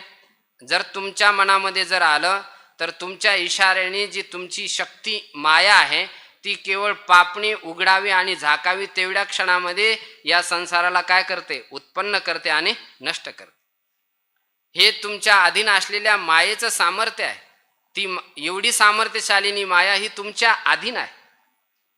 त्यामुळं अध्यात्म रामायणामध्ये जेव्हा हनुमंतराय भगवान रामचंद्र प्रभू समोर गेले आणि म्हणू लागले की तुम्ही या संपूर्ण संसाराची उत्पत्ती स्थिती आणि प्रलय करतात, किती सामर्थ्य तुमच्यामध्ये. तेव्हा भगवंताने म्हटलं की हे उत्पत्ती प्रलय आणि संहार करण्याचं सामर्थ्य माझं काहीच नाही. वस्तुतः जे सर्व सामर्थ्य आहे तू मातेला जाऊन विचार. तेव्हा हनुमंतराय माता सीता मैयाकडे गेले. तेव्हा सीता मैयाने सांगितलं की वस्तुतः हा हे श्रीरामचंद्र प्रभू आहे, ते काहीच करत नाही, ते निर्गुणम निष्क्रियम निष्कलम असे ते ब्रह्मस्वरूपाने राहतात. उत्पत्ती स्थिती आणि प्रलय करण्याचं काम कोणाचं आहे, माझा आहे. उद्भव स्थिती संहार कारणीम क्लेश हारिणीम सर्वश्रेयस्करीम सीताम नतोहम रामवल्लभाम. उत्पत्ती स्थिती आणि प्रलय करणारे कोण आहे तर सीताजी आहे. तर इकडं शास्त्र सांगतंय की भगवानच उत्पत्ती स्थिती प्रलय करतात आणि इकडं सीतामय्या म्हणते की उत्पत्ती स्थिती प्रलय करणारे कोण आहे, मी आहे.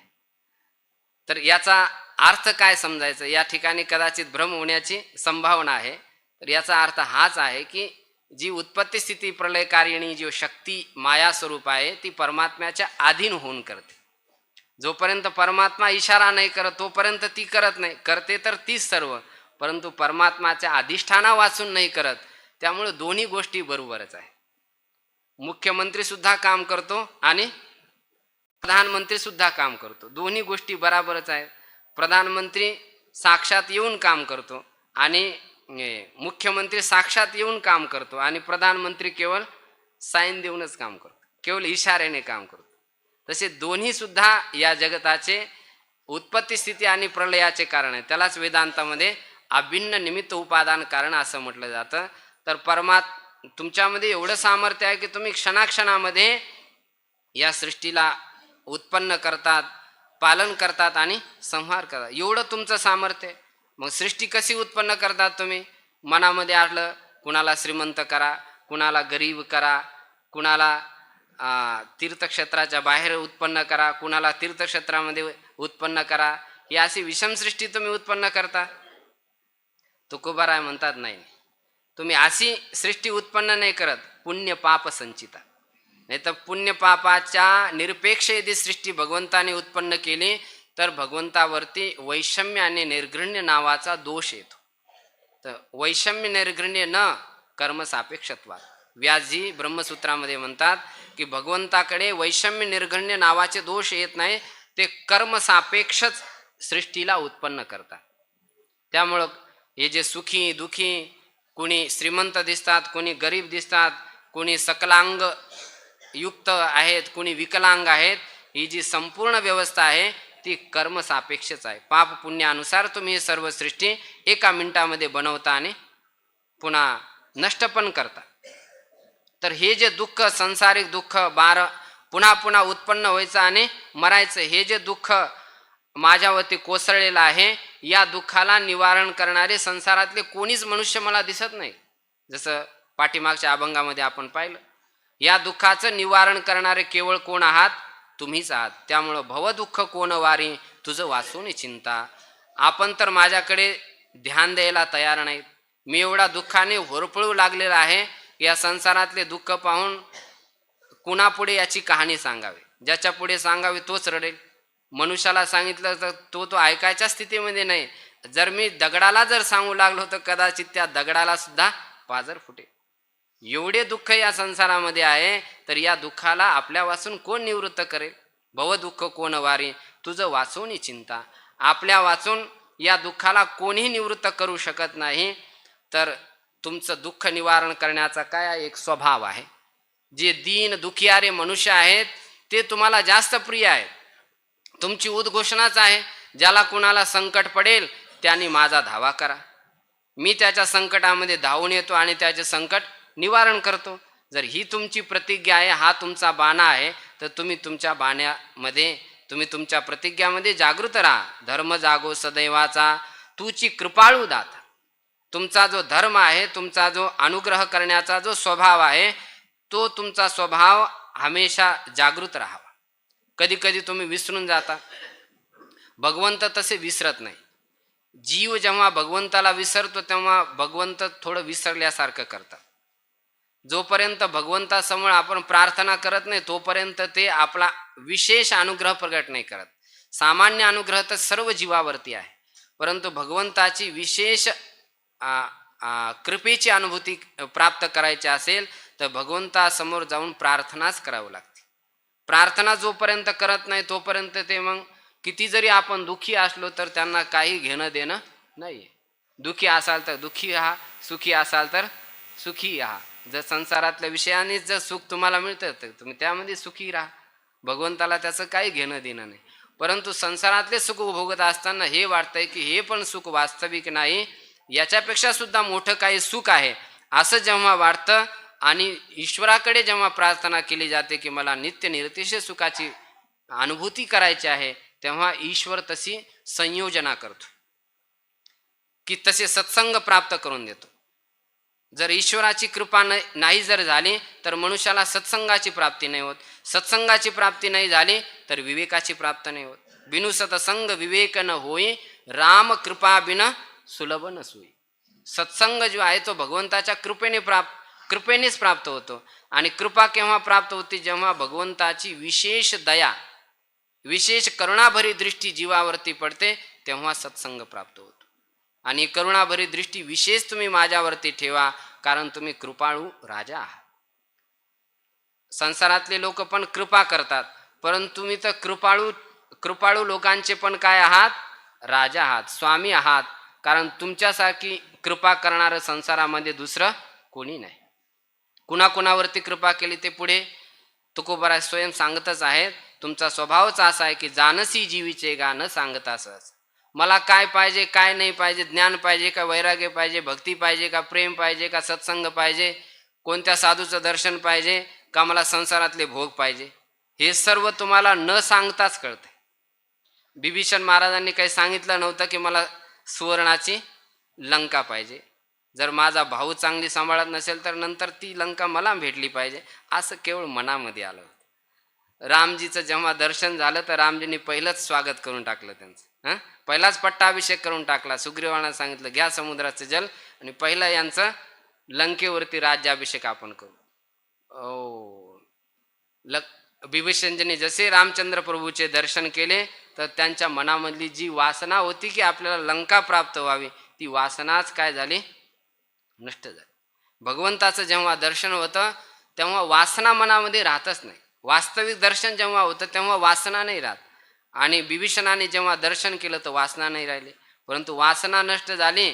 पण भगवंताने ओळखलं की याच्या मनामध्ये थोडीशी सूक्ष्म तर वासना होतीच. आता रामजीने सांगितलं की नाही बिभीषणजी महाराज, आता तुमची इच्छा नाही पण माझी इच्छा आहे की तुम्ही काही दिवस लंकेवरती राज्य करा.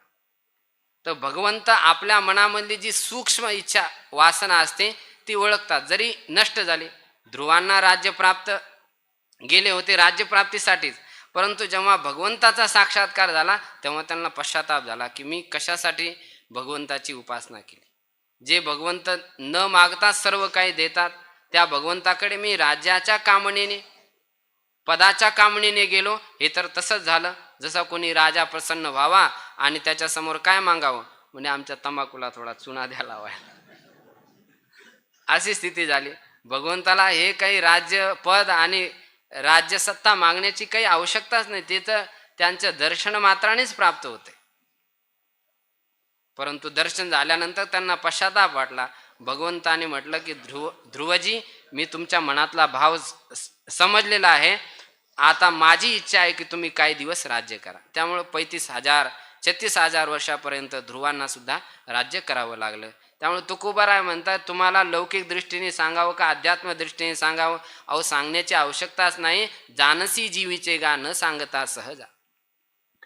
तुम्ही तुमच्या स्वभावाचं जे प्रदर्शन आहे ते कुणा संबंधीने केलंय? अहो आमचे परम स्नेही, अत्यंत प्रिय, जे संतांमध्ये अग्रगणी आहे, मुकुटमणी आहे, ज्यांचं मार्गदर्शन प्राप्त करूनच आम्ही तुमच्या भजनाला लागलेलो आहेत, असे पुंडलिक महाराज. किती सदाचार होते, किती विचारवान होते, परंतु त्यांच्या जीवनामध्ये काही कुसंग झाल्यामुळे त्यांनी माता पित्याचा त्याग केला आणि पत्नीच्या सेवेमध्ये लागले. पत्नीची सेवा न करावी असं नाही, पत्नीची पण सेवा करावी, परंतु माता पित्याची पहिली करावी, नंतर दुसऱ्या क्रमांकामध्ये पत्नीची करावी.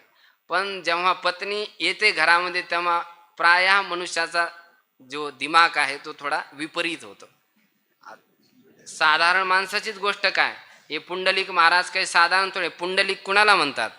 पुंड म्हणजे शुभ, पवित्र, शुद्ध आणि तेजस्वी. शुभ चिन्हाने जो युक्त आहे त्याला काय म्हणतात? पुंडलिक असं म्हणतात. सदाचार संपन्न आहे, शास्त्र संपन्न आहेत पुंडलिक, धैर्ययुक्त आहेत, परंतु लग्न झाल्यानंतर त्यांचं धैर्य आणि शास्त्र सर्व चंद्रभागेमध्ये वाहून गेले. परंतु असे पुंडलिक जे शास्त्रज्ञ थे, परंतु ते काही कारणास्तव पती झाले, परंतु एक बार तुमच्या समोर येऊन त्यांनी लोटांगण घातलं की बस संपूर्ण त्याचे दोष तुम्ही नष्ट केले. हे तुमचं सामर्थ्य आहे. घातली लोळणी गा पुंडलिके वाळवंटी, पंढरी पुण्य ठाव निरे भिवरीच्या तटी. हे पंढरपुरामध्ये पुंडलिक महाराज राहत होते. ते पंढरपूरच असं स्थान आहे तुमच्या वास्तव्यामुळे की पुण्य ठाव, हे पुण्याचं ठिकाण आहे. तिथं गेल्यानंतर पाप हे मनुष्याच्या मनामध्ये राहतच नाही. तुकोबराय म्हणतात, उठी उठी अभिमान जाय ऐसे स्थळ कोण, ते या पंढरीसी घडे. अन्य ठिकाणी केलेले जेवढे पाप आहेत, ज्या पापांना कुठंच प्रायश्चित्ताचं विधान शास्त्रामध्ये केलेलं नाही, ते सर्व पाप पंढरपुरामध्ये आल्यानंतर काय होतात? नष्ट होतात. जया दोषा परिहार नाही नाही ढुंडीता शास्त्र, ते हरती अपार पंढरपूर देखील या. पंढरपुराचं दर्शन केल्या मात्राने ते दोष नष्ट होतात. अशी पंढरपुराची महिमा आहे. त्यामुळं पंढरी पुण्य ठाव निरे भिवरीच्या तटी, जे की चंद्रभागेच्या तटावरती असं पुण्य प्रदान करणारं जे स्थान आहे, तिथं पुंडलिकाने एक बार तुम्हाला लोळंगण माने लोटांगण घातलं. भगवंताच्या समोर गेलं तर साष्टांग दंडवत करावं किंवा प्रणाम करावा. भगवंताला केलेला प्रणाम, प्रणामो दुःख शमना. भगवंताला एक केलेला प्रणाम ते संपूर्ण दुःखाची निवृत्ती करतोय. तर त्यांनी तर तुम्हाला लोटांगण घातलं आणि त्यामुळं स्थिती अशी झाली की त्यांच्या अंतःकरणामध्ये असं ज्ञान प्रगट झालं की ते या मायामय जगताला पाहतच नाहीत. न देखे दुसरे गा झाली अदृश्य दृष्टी. त्यांना द्वैतात्मक जगताचं दर्शनच नाही होत. ते जिकडं तिकडं पाहतायत, विठ्ठल जळीस्थळी भरला रीता ठाव नाही उरला. त्यांची जी संसाराविषयक जी दृष्टी होती ती अदृश्य झाली, म्हणजे ती नष्ट झाली. ते जिकडे तिकडे पाहताय तर केवळ विठ्ठलाचं आणि रुक्मिणीचंच दर्शन करतायत. अशी तुम्ही दिव्यदृष्टी त्यांना प्रदान केली. ओळला प्रेमदाता केली अमृतवृष्टी. तुम्ही प्रेमदाते आहात. तुम्ही त्यांच्या अंतःकरणामध्ये प्रेमाचा वर्षाव केलं. सेवा भक्तीचं तुम्ही वर्षाव त्यांच्यावरती केला. प्रेम केवळ भगवंताच्या कृपेनेच प्राप्त होतंय. असा आपण किती जरी प्रयास केला तर ते शीघ्र प्राप्त नाही होत. संतांच्या चरण सेवेचा जर आपण सेवन केलं, संतांच्या चरणधुलीचं सेवन केलं तर प्रेम प्राप्त होतं, किंवा भगवंताची सेवा केली तर प्रेम प्राप्त होतं. तर त्यामुळं तुकोबराय म्हणतात, प्रेमदाता, आपण प्रेमाचे दाते आहात. तुम्ही त्यांच्यावरती अमृताची वृष्टी केली, म्हणजे प्रेमरूप अमृताची वृष्टी केली. प्रेमामुळेच मनुष्य संसारामध्ये अमर होतो. आणि पुंडलिक रायांनी पांडुरंगावरती असं प्रेम केलं की त्यांची जी आज्ञा आहे त्याचं पालन केलं. भगवंतावरती प्रेम करणं म्हणजे याचा काय अर्थ आहे की भगवंताची जी आज्ञा आहे त्याचं पालन करणं. भगवंताची आज्ञा काय आहे? मातृदेव भव पितृदेव भव, ह्या आज्ञेचं पालन केलं. भगवंताची आज्ञा पालन केल्यानंतर त्यांच्या प्रेमचा एवढा वर्षाव होतो की तो मनुष्य सुद्धा अमृताप्रमाणे संसारामध्ये अजर अमर होतो. जसे भगवंत अजर अमर आहे तसे पुंडलिक सुद्धा अजर अमर झाले. तर हे तुम्ही पुंडलिकावरती अनुग्रह केला. दुसरा दृष्टांत आता बाळकाचा देतात की अनेक उपमन्यू एक बाळ धाकुटे, न देखीन चलवे जना चालते वाटे, घातली लोळणे गा हरिनाम वाटे, पावला त्या कारणे धाव घातली नीट. हे उपमन्यू किती छोटं बाळक आहे. उपमन्यू शब्दाचा काय अर्थ आहे? उपमाने जवळ, निकट, समीप किंवा असा अर्थ होतो. मन्यू शब्दाचा अर्थ होतो क्रोध, उत्साह, संकल्प, मानसिक जी वृत्ती आहे त्याला म्हणतात मन्यू. तर हा उपमन्यू कसा आहे की ज्याचं संकल्प आणि उत्साह, तेज सदैव भगवंता जवळच असतं, त्याला काय म्हणतात? उपमन्यू म्हणतात. हे उपमन्यू नावाचे एक महान ऋषी झाले ज्यांच्याकडून उपमन्यू स्मृती सुद्धा लिहिली गेली आहे. हे शिवाचे भक्त आहेत. जेव्हा त्यांच्या घरी पिण्यासाठी दूध नव्हतं, माताजी डुप्लिकेट दूध द्यायची, पाण्यामध्ये पीठ घोळून पिण्यासाठी द्यायची, तेच उपमन्यू प्यायचे. पण एक दिवशी जे वास्तविक दूध होतं ते प्यायला भेटलं. वास्तविक दुधाची टेस्ट मिळाल्यानंतर डुप्लिकेट दूध थोडं चांगलं वाटते. म्हणजे माताजी हे वास्तविक दूध नाही, असली दूध द्या मला. माताजीने सांगितलं, अरे असली दूध कसं भेटेल? ते तर भगवंताची भक्ती केल्यानंतरच भेटेल, असं नाही भेटणार.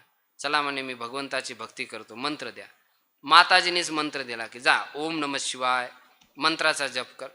उपमन्यू मातेच्या आज्ञेने भगवंताची उपासना करण्यासाठी निघाला. उपासना केली. शंकरजी आले, परंतु विष्णूच्या रूपाने आले. म्हटले, अरे उपमन्यू, तू काय ही उपासना करत बसलेला आहे? तो शिव जो आहे ना, तो फार विचित्र आहे. त्याची उपासना तू सोडून दे, विष्णूची उपासना कर, तुला फार लाभ होईल. उपमन्यूने सांगितलं, नाही, माझ्या मातेने काय सांगितलंय? ओम नमः शिवाय, ओम नमः शिवायचा जप कर. मी विष्णूची उपासना करू शकत नाही, मला केवळ शंकराची उपासना करायची. ही त्याची दृढ निष्ठा पाहून शंकरजी प्रसन्न झाले आणि म्हटले, तुला काय पाहिजे? काय पाहिजे म्हणे? दूध पाहिजे. किती पाहिजे म्हणे? 1 वाटीभर पाहिजे. चांगलं भेटलं तर ठीक आहे, शुद्ध, कारण दूध आता विशुद्ध भेटणं फार कठीण आहे. शुद्ध दूध द्या. तेव्हा शंकराने सांगितलं की 1 वाटीभर काय, तुम्हाला आता दुधाचा समुद्रच प्रदान करून देतो. अशी कृपा शंकराने प्रदान केली. तर उपमन्यूच्या दृष्टांताला देऊन तुकोबरा हे सांगताय की जी माता आहे त्या मातेच्या हातामध्येच आहे की बालक कसा घडवायचा. जर उपमन्यू जेव्हा आला आणि तेव्हा जर तिने सांगितलं, आज तुला दूध पाहिजे, जा शेजारच्या घरून चोरून घेऊन ये, तर ते पण चोरून घेऊन आले असते की नसते? जेव्हा ध्रुवाचा अपमान केला पिताश्रीने, तेव्हा रडत रडत सुनीतीकडे गेले. तेव्हा सुनीती माता म्हटली असती, अरे पिताजीने तुला बसून दिलं नाही का? मग पिताजीचे धोती वडायचे असते तू. हां, जा आता, तू पिताजीचं मुखच नको पाहू, असं सुद्धा म्हणू शकत होते. परंतु सुनीतीने द्वेषाचे अंकुर ध्रुवाच्या मनामध्ये नाही टाकले, बल्कि सुनीतीने सांगितलं, अरे महाराजांची गोद, महाराजाचा अंक प्राप्त करण्याची काय इच्छा करत? महाराजांनी जे पद प्राप्त केले, महाराजांचे पितामह त्यांनी जे पद प्राप्त केले ते भगवान विष्णूच्या उपासनेने प्राप्त केले. त्यांची जर उपासना तू जर केली तर तुला सुद्धा प्राप्त होऊ शकतो. एवढे शब्द ऐकले आणि ध्रुवजी निघून गेले. याचा अर्थ असा आहे की माता जशी पुत्रावरती संस्कार टाकते त्याप्रमाणे पुत्र तसंच ॲक्युरेट करतो, त्यामध्ये थोडं सुद्धा हेरफेर करत नाही. त्यामुळं पुत्राच्या मधले जे संस्कार आहे ते मातेच्या हातामध्येच आहे. तुकोबराय म्हणतात की त्या उपमन्यूची गुरु जशी माता झाली त्याप्रमाणे तुम्ही सुद्धा माझे गुरु होऊन मला ती ज्ञानदृष्टी, ते भक्तिप्रेम तुम्ही प्रदान करा. आता लहान बाळावरती तुम्ही कृपा केली हा दृष्टांत सांगितला. आता तिसरे जे विरक्त शिरोमणी शुकाचार्य आहेत त्यांचा दृष्टांत देतात की जे एवढे विरक्त आहेत की ते गर्भातून बाहेर यायलाच तयार नाही, संसाराला पाहूच इच्छित नाही, ते संसाराविषयी त्यांची दृष्टी कशी आहे? आंधळी आहे. असे शुकदेवाचार्यजी की जे जन्ममरणाच्या दुःखाने कंटाळलेले आहेत आणि तुम्ही त्यांना काय म्हटलं की अरे शुकदेवाचार्यजी तुम्ही घाबरू नका, डोंट वरी, काही चिंता नका करू, मी तुमच्या पाठीमागे आहे, तुम्हाला भिण्याची काही आवश्यकता नाही, असं आश्वासन तुम्ही शुकदेवांना दिलं. तेव्हा शुकदेवजी आले आणि शुकदेवजीची तुम्ही लाज राखली. जसे शुकदेवांनी म्हटलं की नाही मी बाहेर नाही येत, तर तुम्ही त्याच्यावरती अनुग्रह केला आणि त्याची लाज राखली. कशी लाज राखली? भागवताच्या 2ऱ्या श्लोकामध्ये मंगलाचरणाचं येतं की यम प्रवजंत मनुपेतमपेत कृत्यम द्वैपायनो विरह कातर आजुवाव पुत्रेति तन्मयतया तरवो विनेदुस तम सर्वभूत हृदयम मुनिमानतोस्मी. शुकदेवजी जेव्हा गर्भातून बाहेर आले तर स्वाभाविकच आहे पित्याचा मोह पुत्रावरती असतोच, परंतु शुकदेवजी पित्याच्या मोहामध्ये न फसावे म्हणून जेव्हा शुकदेवजी पळू लागले तेव्हा तुम्ही शुकदेवांच्या मध्ये असं काही सामर्थ्य जागृत केलं की ते जेव्हा जाऊ लागले तेव्हा वृक्षांनी उत्तर दिलं की आता हे काही साधारण राहिलेले नाहीत, जसे आम्ही या संसारामध्ये प्रगट होऊन परोपकारासाठीच जगतो, परोपकारासाठीच फळ देतो, तसे तुमचा जो पुत्र आहे तो सुद्धा संसारामध्ये परोपकार करण्यासाठीच आलेला आहे, तो केवळ तुमचा पुत्र बनून राहणार नाही. अशा प्रकारचा संदेश तुम्ही वृक्षाच्या माध्यमातून दिला. ही कृपा तुम्ही शुकदेवावरती केली. तम सर्वभूत हृदय मुनी मानतोस्मी, ते संपूर्ण प्राण्यांच्या हृदयामध्ये विराजमान होऊन अर्थात वृक्षांच्या मध्ये विराजमान होऊन त्यातून त्यांनी ते पिताश्रींना त्यांनी उत्तर दिलंय. अर्थात पिता जेव्हा त्यांना हे कळलं की हा तर संपूर्ण प्राणीमात्रांच्या हृदयामध्ये विराजमान आहे, याच्यावरती ह्याला काय आपलं म्हणावं. ज्याची दृष्टी अत्यंत उन्नत होते ना, आध्यात्मिक दृष्टीने जो अत्यंत उन्नत आहे ज्याला आपला परायाचा काही भेद नाही राहत ना, ते मग घरचे लोक अरे याला आपलं परायाचं काही कळतच नाही, याला काय आपलं पुत्र म्हणावं, ठीक आहे संसाराला समर्पित करून देतात. पण ज्याला आपला आणि परका असा भेद कळतो ना, मग ते घरातले लोक त्यांना म्हणतात आम्ही तुमचे पिताश्री आहे, आम्ही तुमची बहीण आहेत, आम्ही तुमची माता आहे, असं म्हणून वळून घेतात. परंतु तुम्ही किती अनुग्रह केला शुकदेवावरती की पिताश्रीच्या मनामध्ये हा भाव जागला की हे आपला पुत्र नाही, हा तो भगवंताचा सेवक आहे, भगवंताचा दास आहे, असं म्हणून तुम्ही त्याच्यावरती कृपा केली आणि त्यांची लाज राखली. तशी लाज तुम्ही आमची पण राखा. संसारातले जे असे बंधन आहेत ते तुम्ही निवृत्त करा. आता तुम्ही हे जे 3 प्रकारचे जे दृष्टांत दिले तुकोबारायाने, तुकोबाराय म्हणतात हे 3 लोक जसे पुंडलिका महाराजांच्या वरती तुमची कृपा दृष्टी झाली, त्यांनी संसाराला पाहिलं नाही. उपमन्यू जे होते ते कसे धैर्यशाली होते. उपमन्यू जेव्हा भक्ती करत होते तर त्यांनी सुख दुःख मोह आदीचा काही विचार नाही केला, प्रलोभनाचा विचार नाही केला, तेव्हा त्यांना भगवंताची प्राप्ती झाली. आणि शुकदेवाने आपपर भाव नाही ठेवला, त्यामुळं तुम्ही त्याच्यावरती अनुग्रह केला. तर या 3 जणांवरती तुम्ही अनुग्रह केव्हा केला? जेव्हा केला ती स्थिती तुकोबाराय वर्णन करत असताना सांगतात, ती स्थिती आता माझी प्राप्त झाली. न देखे जो या जना तया दावी आपणा, वेगळा सुख दुःख मोह नाठवी धना, आपपर तेही नाही बंधुवर्ग सज्जना, तुकया तेची परी झाली पावी आता नारायण. पुंडलिकाचं जे उदाहरण त्यामध्ये काय लिहिलंय की न देखे दुसरे गा झाली अदृश्य, जो दुसरं नाही पाहत. तुकोबाराय म्हणतात न देखे जो या जना तया दावी आपण, जो या जनांना नाही पाहत. जन शब्दाचा अर्थ मनुष्य पण होतो, जन शब्दाचा अर्थ जन्यते इति जन हा अनात्म पदार्थ इत्यर्थ. म्हणजे अनात्म पदार्थाला सुद्धा आपण काय म्हणू शकतो? जन असं म्हणू शकतो. म्हणजे जो अनात्म पदार्थांना नाही पाहत. अथवा जन या पदाने आपण 3 प्रकारच्या आसक्ती घेऊ शकतो की लौकिक आसक्ती 3 प्रकारच्या एषणा शास्त्रामध्ये सांगितल्या, वित्तेषणा, लोकेशना आणि दारेशना. या 3 प्रकारच्या एषणावरती ज्याची नजर नाही, ज्याची नजर केवळ आपल्या कृपा दृष्टीवरती आहे, अशावरती आपला अनुग्रह होतो. तर ती स्थिती आज माझी झाली. न देखे जो या जना तया दावी आपणा, त्यालाच आपण आपलं स्वरूप गुरुच्या माध्यमातून किंवा आपल्या माध्यमातून प्रगट करता. अशी तुमची स्वभाव आहे, असा तुमचा धर्म आहे. वेगळा सुख दुःख मोह नाठवी धना, जो सुख दुःख मोह यांना वेगळा नाही पाहत. म्हणजे सुख दुःख जे आहे ते पूर्वकर्मानुसार प्राप्त झालेले आहेत, त्यामुळं त्यांना तो वेगळं नाही पाहत. माने हे ईश्वराने माझ्यावरती टाकलेले आहेत असं नाही समजत. तो समजतोय की सुख दुःख हे माझ्या कर्मामुळे मला प्राप्त झाले. नाठवी धना, आणि जो लोभपूर्वक धनाचं स्मरण नाही करत त्याच्यावरती तुमची कृपा होती. तर लोभपूर्वक स्मरण उपमन्यूनी नाही केलं, त्यामुळे तुमची त्यांच्यावरती कृपा झाली. आणि तिसरी गोष्ट, आपपरतेही नाही बंधुवर्ग सज्जना, ज्यांचा आपला आणि परका, हा माझा आहे हा परका आहे असा भाव ज्याचा नाही. आपल्या आणि परक्यामध्येच काय होतं? बुद्धीची क्षीमितता होती. आणि ज्यांच्याकडे आपला परका नाही, वसुधैव कुटुंबकम, उदारचरिता नाम तो वसुधैव कुटुंबकम, तो जे आयम निजहा परो व्यक्ती गणना लघुचेतसाम, जे छोट्या चित्तावाले असतात, ज्यांचं चित्त अत्यंत क्षुद्र विचार करणार असतं, त्यांना आपला पराया दिसतो. परंतु जो आपला पराया असा भाव नाही पाहत, तो मनुष्य संसारामध्ये विशेष आहे. गीतामध्ये भगवंताने म्हटलंय, सुरून मित्रार विदासीन मध्यस्थ द्वेष बंधुषु साधुष्वपीच पापेषु समबुद्धीर विशिष्यते. या सर्व विषम पदार्थामध्ये जो समबुद्धी ठेवतो, माने सम परमात्म स्वरूपाचं दर्शन करतो, तो विशिष्यते, माने संसारामध्ये विशिष्ट होतो. तर अशी 3 प्रकारची योग्यता माझ्या ठिकाणी आली.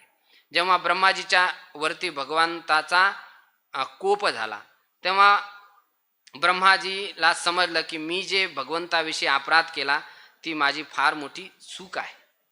तेव्हा भगवंताने ब्रह्माजीने भगवान श्रीकृष्णाच्या समोर उभं राहून म्हटलेलं आहे की तुमची कृपा कुणावरती होती? त्यावरती 3 भगवंताच्या कृपेचे, अनुग्रहाचे आणि मुक्तीचे साधन ब्रह्माजीने सांगितले. त्याचे अभंगामध्ये या चरणामध्ये सांगितले. तो श्लोक असा आहे, तत्तेनुकंपां सुसमीक्षमानः भुंजानमेव आत्मकृतं विपाकं रुद्वाक उपभीर विदधन नमस्ते जीवेत योस स मुक्तिपदे दाय भाग. या 3 चरणामधून तुकोबाराने सुद्धा या 3 भावाचा अर्थ सांगितलेला आहे. 3 अर्थ सांगितले की तत्तेनुकंपाम, जो मनुष्य निरंतर भगवंताच्या कृपेचा अनुसंधान करतो. सुसमीक्षमान, भगवंताची कृपा असीम आहे, परंतु त्या कृपेला पाहावं पण लागतं, नाहीतर मग ती कृपा होत नाही. जर कृपेला नाहीच जर पाहिलं ती एक दिवशी कृपा काय होऊन जाते, बंद होऊन जाते. जी कृपा आहे ती फार मोठी विशेष आहे, जी कितीतरी लोकांवरती नाही ती विशिष्ट लोकांवरती भगवंताची कृपा आहे. त्याचं जर अनुसंधान केली तर आणखी विशेष वाढते, जर नाही केलं अनुसंधान तर ती नष्ट होते. आणि जे सुखदुःख प्राप्त होतात ते आपल्या पूर्व कर्मानुसारच प्राप्त होतात असं समजून जो त्याचा भोग करतो आणि जो वाणी मन आणि शरीराच्या द्वारा भगवंताला प्रणाम करतो, असाच मनुष्य भगवंताच्या कृपेचा अधिकारी होतो. तोच मनुष्य मुक्तीचा अधिकारी होतो. जीवेत योस पदे मुक्तिपदे सदाय भाग. असा जो मनुष्य जीवन जगतो तोच मुक्तिपदाला प्राप्त होतो. तुकोबाराय म्हणतात अशा मी मुक्तीच्या योग्यतेचा झालेलो आहे. तुकया तेची परी झाली पावे नारायणा. आता तुकोबाराय सुद्धा तसे झाले आहे. त्यामुळं हे प्रभू, हे नारायणा, तुम्ही नारायण आहात. म्हणजे नरस्य समूह इथे नार तदैव आयनम यस्य. हे मनुष्य समुदाय ही ज्याचं काय आहे, राहण्याचं निवासस्थान आहे, त्याला काय म्हणतात, नारायण असं म्हणतात. तुम्ही तर प्रत्येक जीवाच्या मध्ये राहतात, त्याच्या अंतर्यामी रूपाने राहतात, तर तुम्हाला प्रत्येक जीवाची स्थिती काय आहे ते सर्व माहिती आहे. तर ती स्थिती जाणून तुम्ही आता माझ्यावरती कृपा करा असं अंतिम संबोधन देऊन तुकोबाराय प्रार्थना करतात. यथासंभव यथामती जशी तुकोबारायने सत्प्रेरणा केली, जशी सद्गुरू महाराजांनी अनुग्रह केला, त्यानुसार या अभंगाचं चिंतन करण्याचा प्रयास केला. याच ठिकाणी वाणीला विराम देऊन थांबतो. अवधा हरी विठ्ठल श्री ज्ञानदेव तुकाराम माऊली ज्ञानेश्वर महाराज की जगद्गुरु तुकाराम महाराज की जय. सद्गुरु जोग महाराज की जय. भाविकांना विनंती, पुढे सरका, थोडं पुढे सरकून बसा.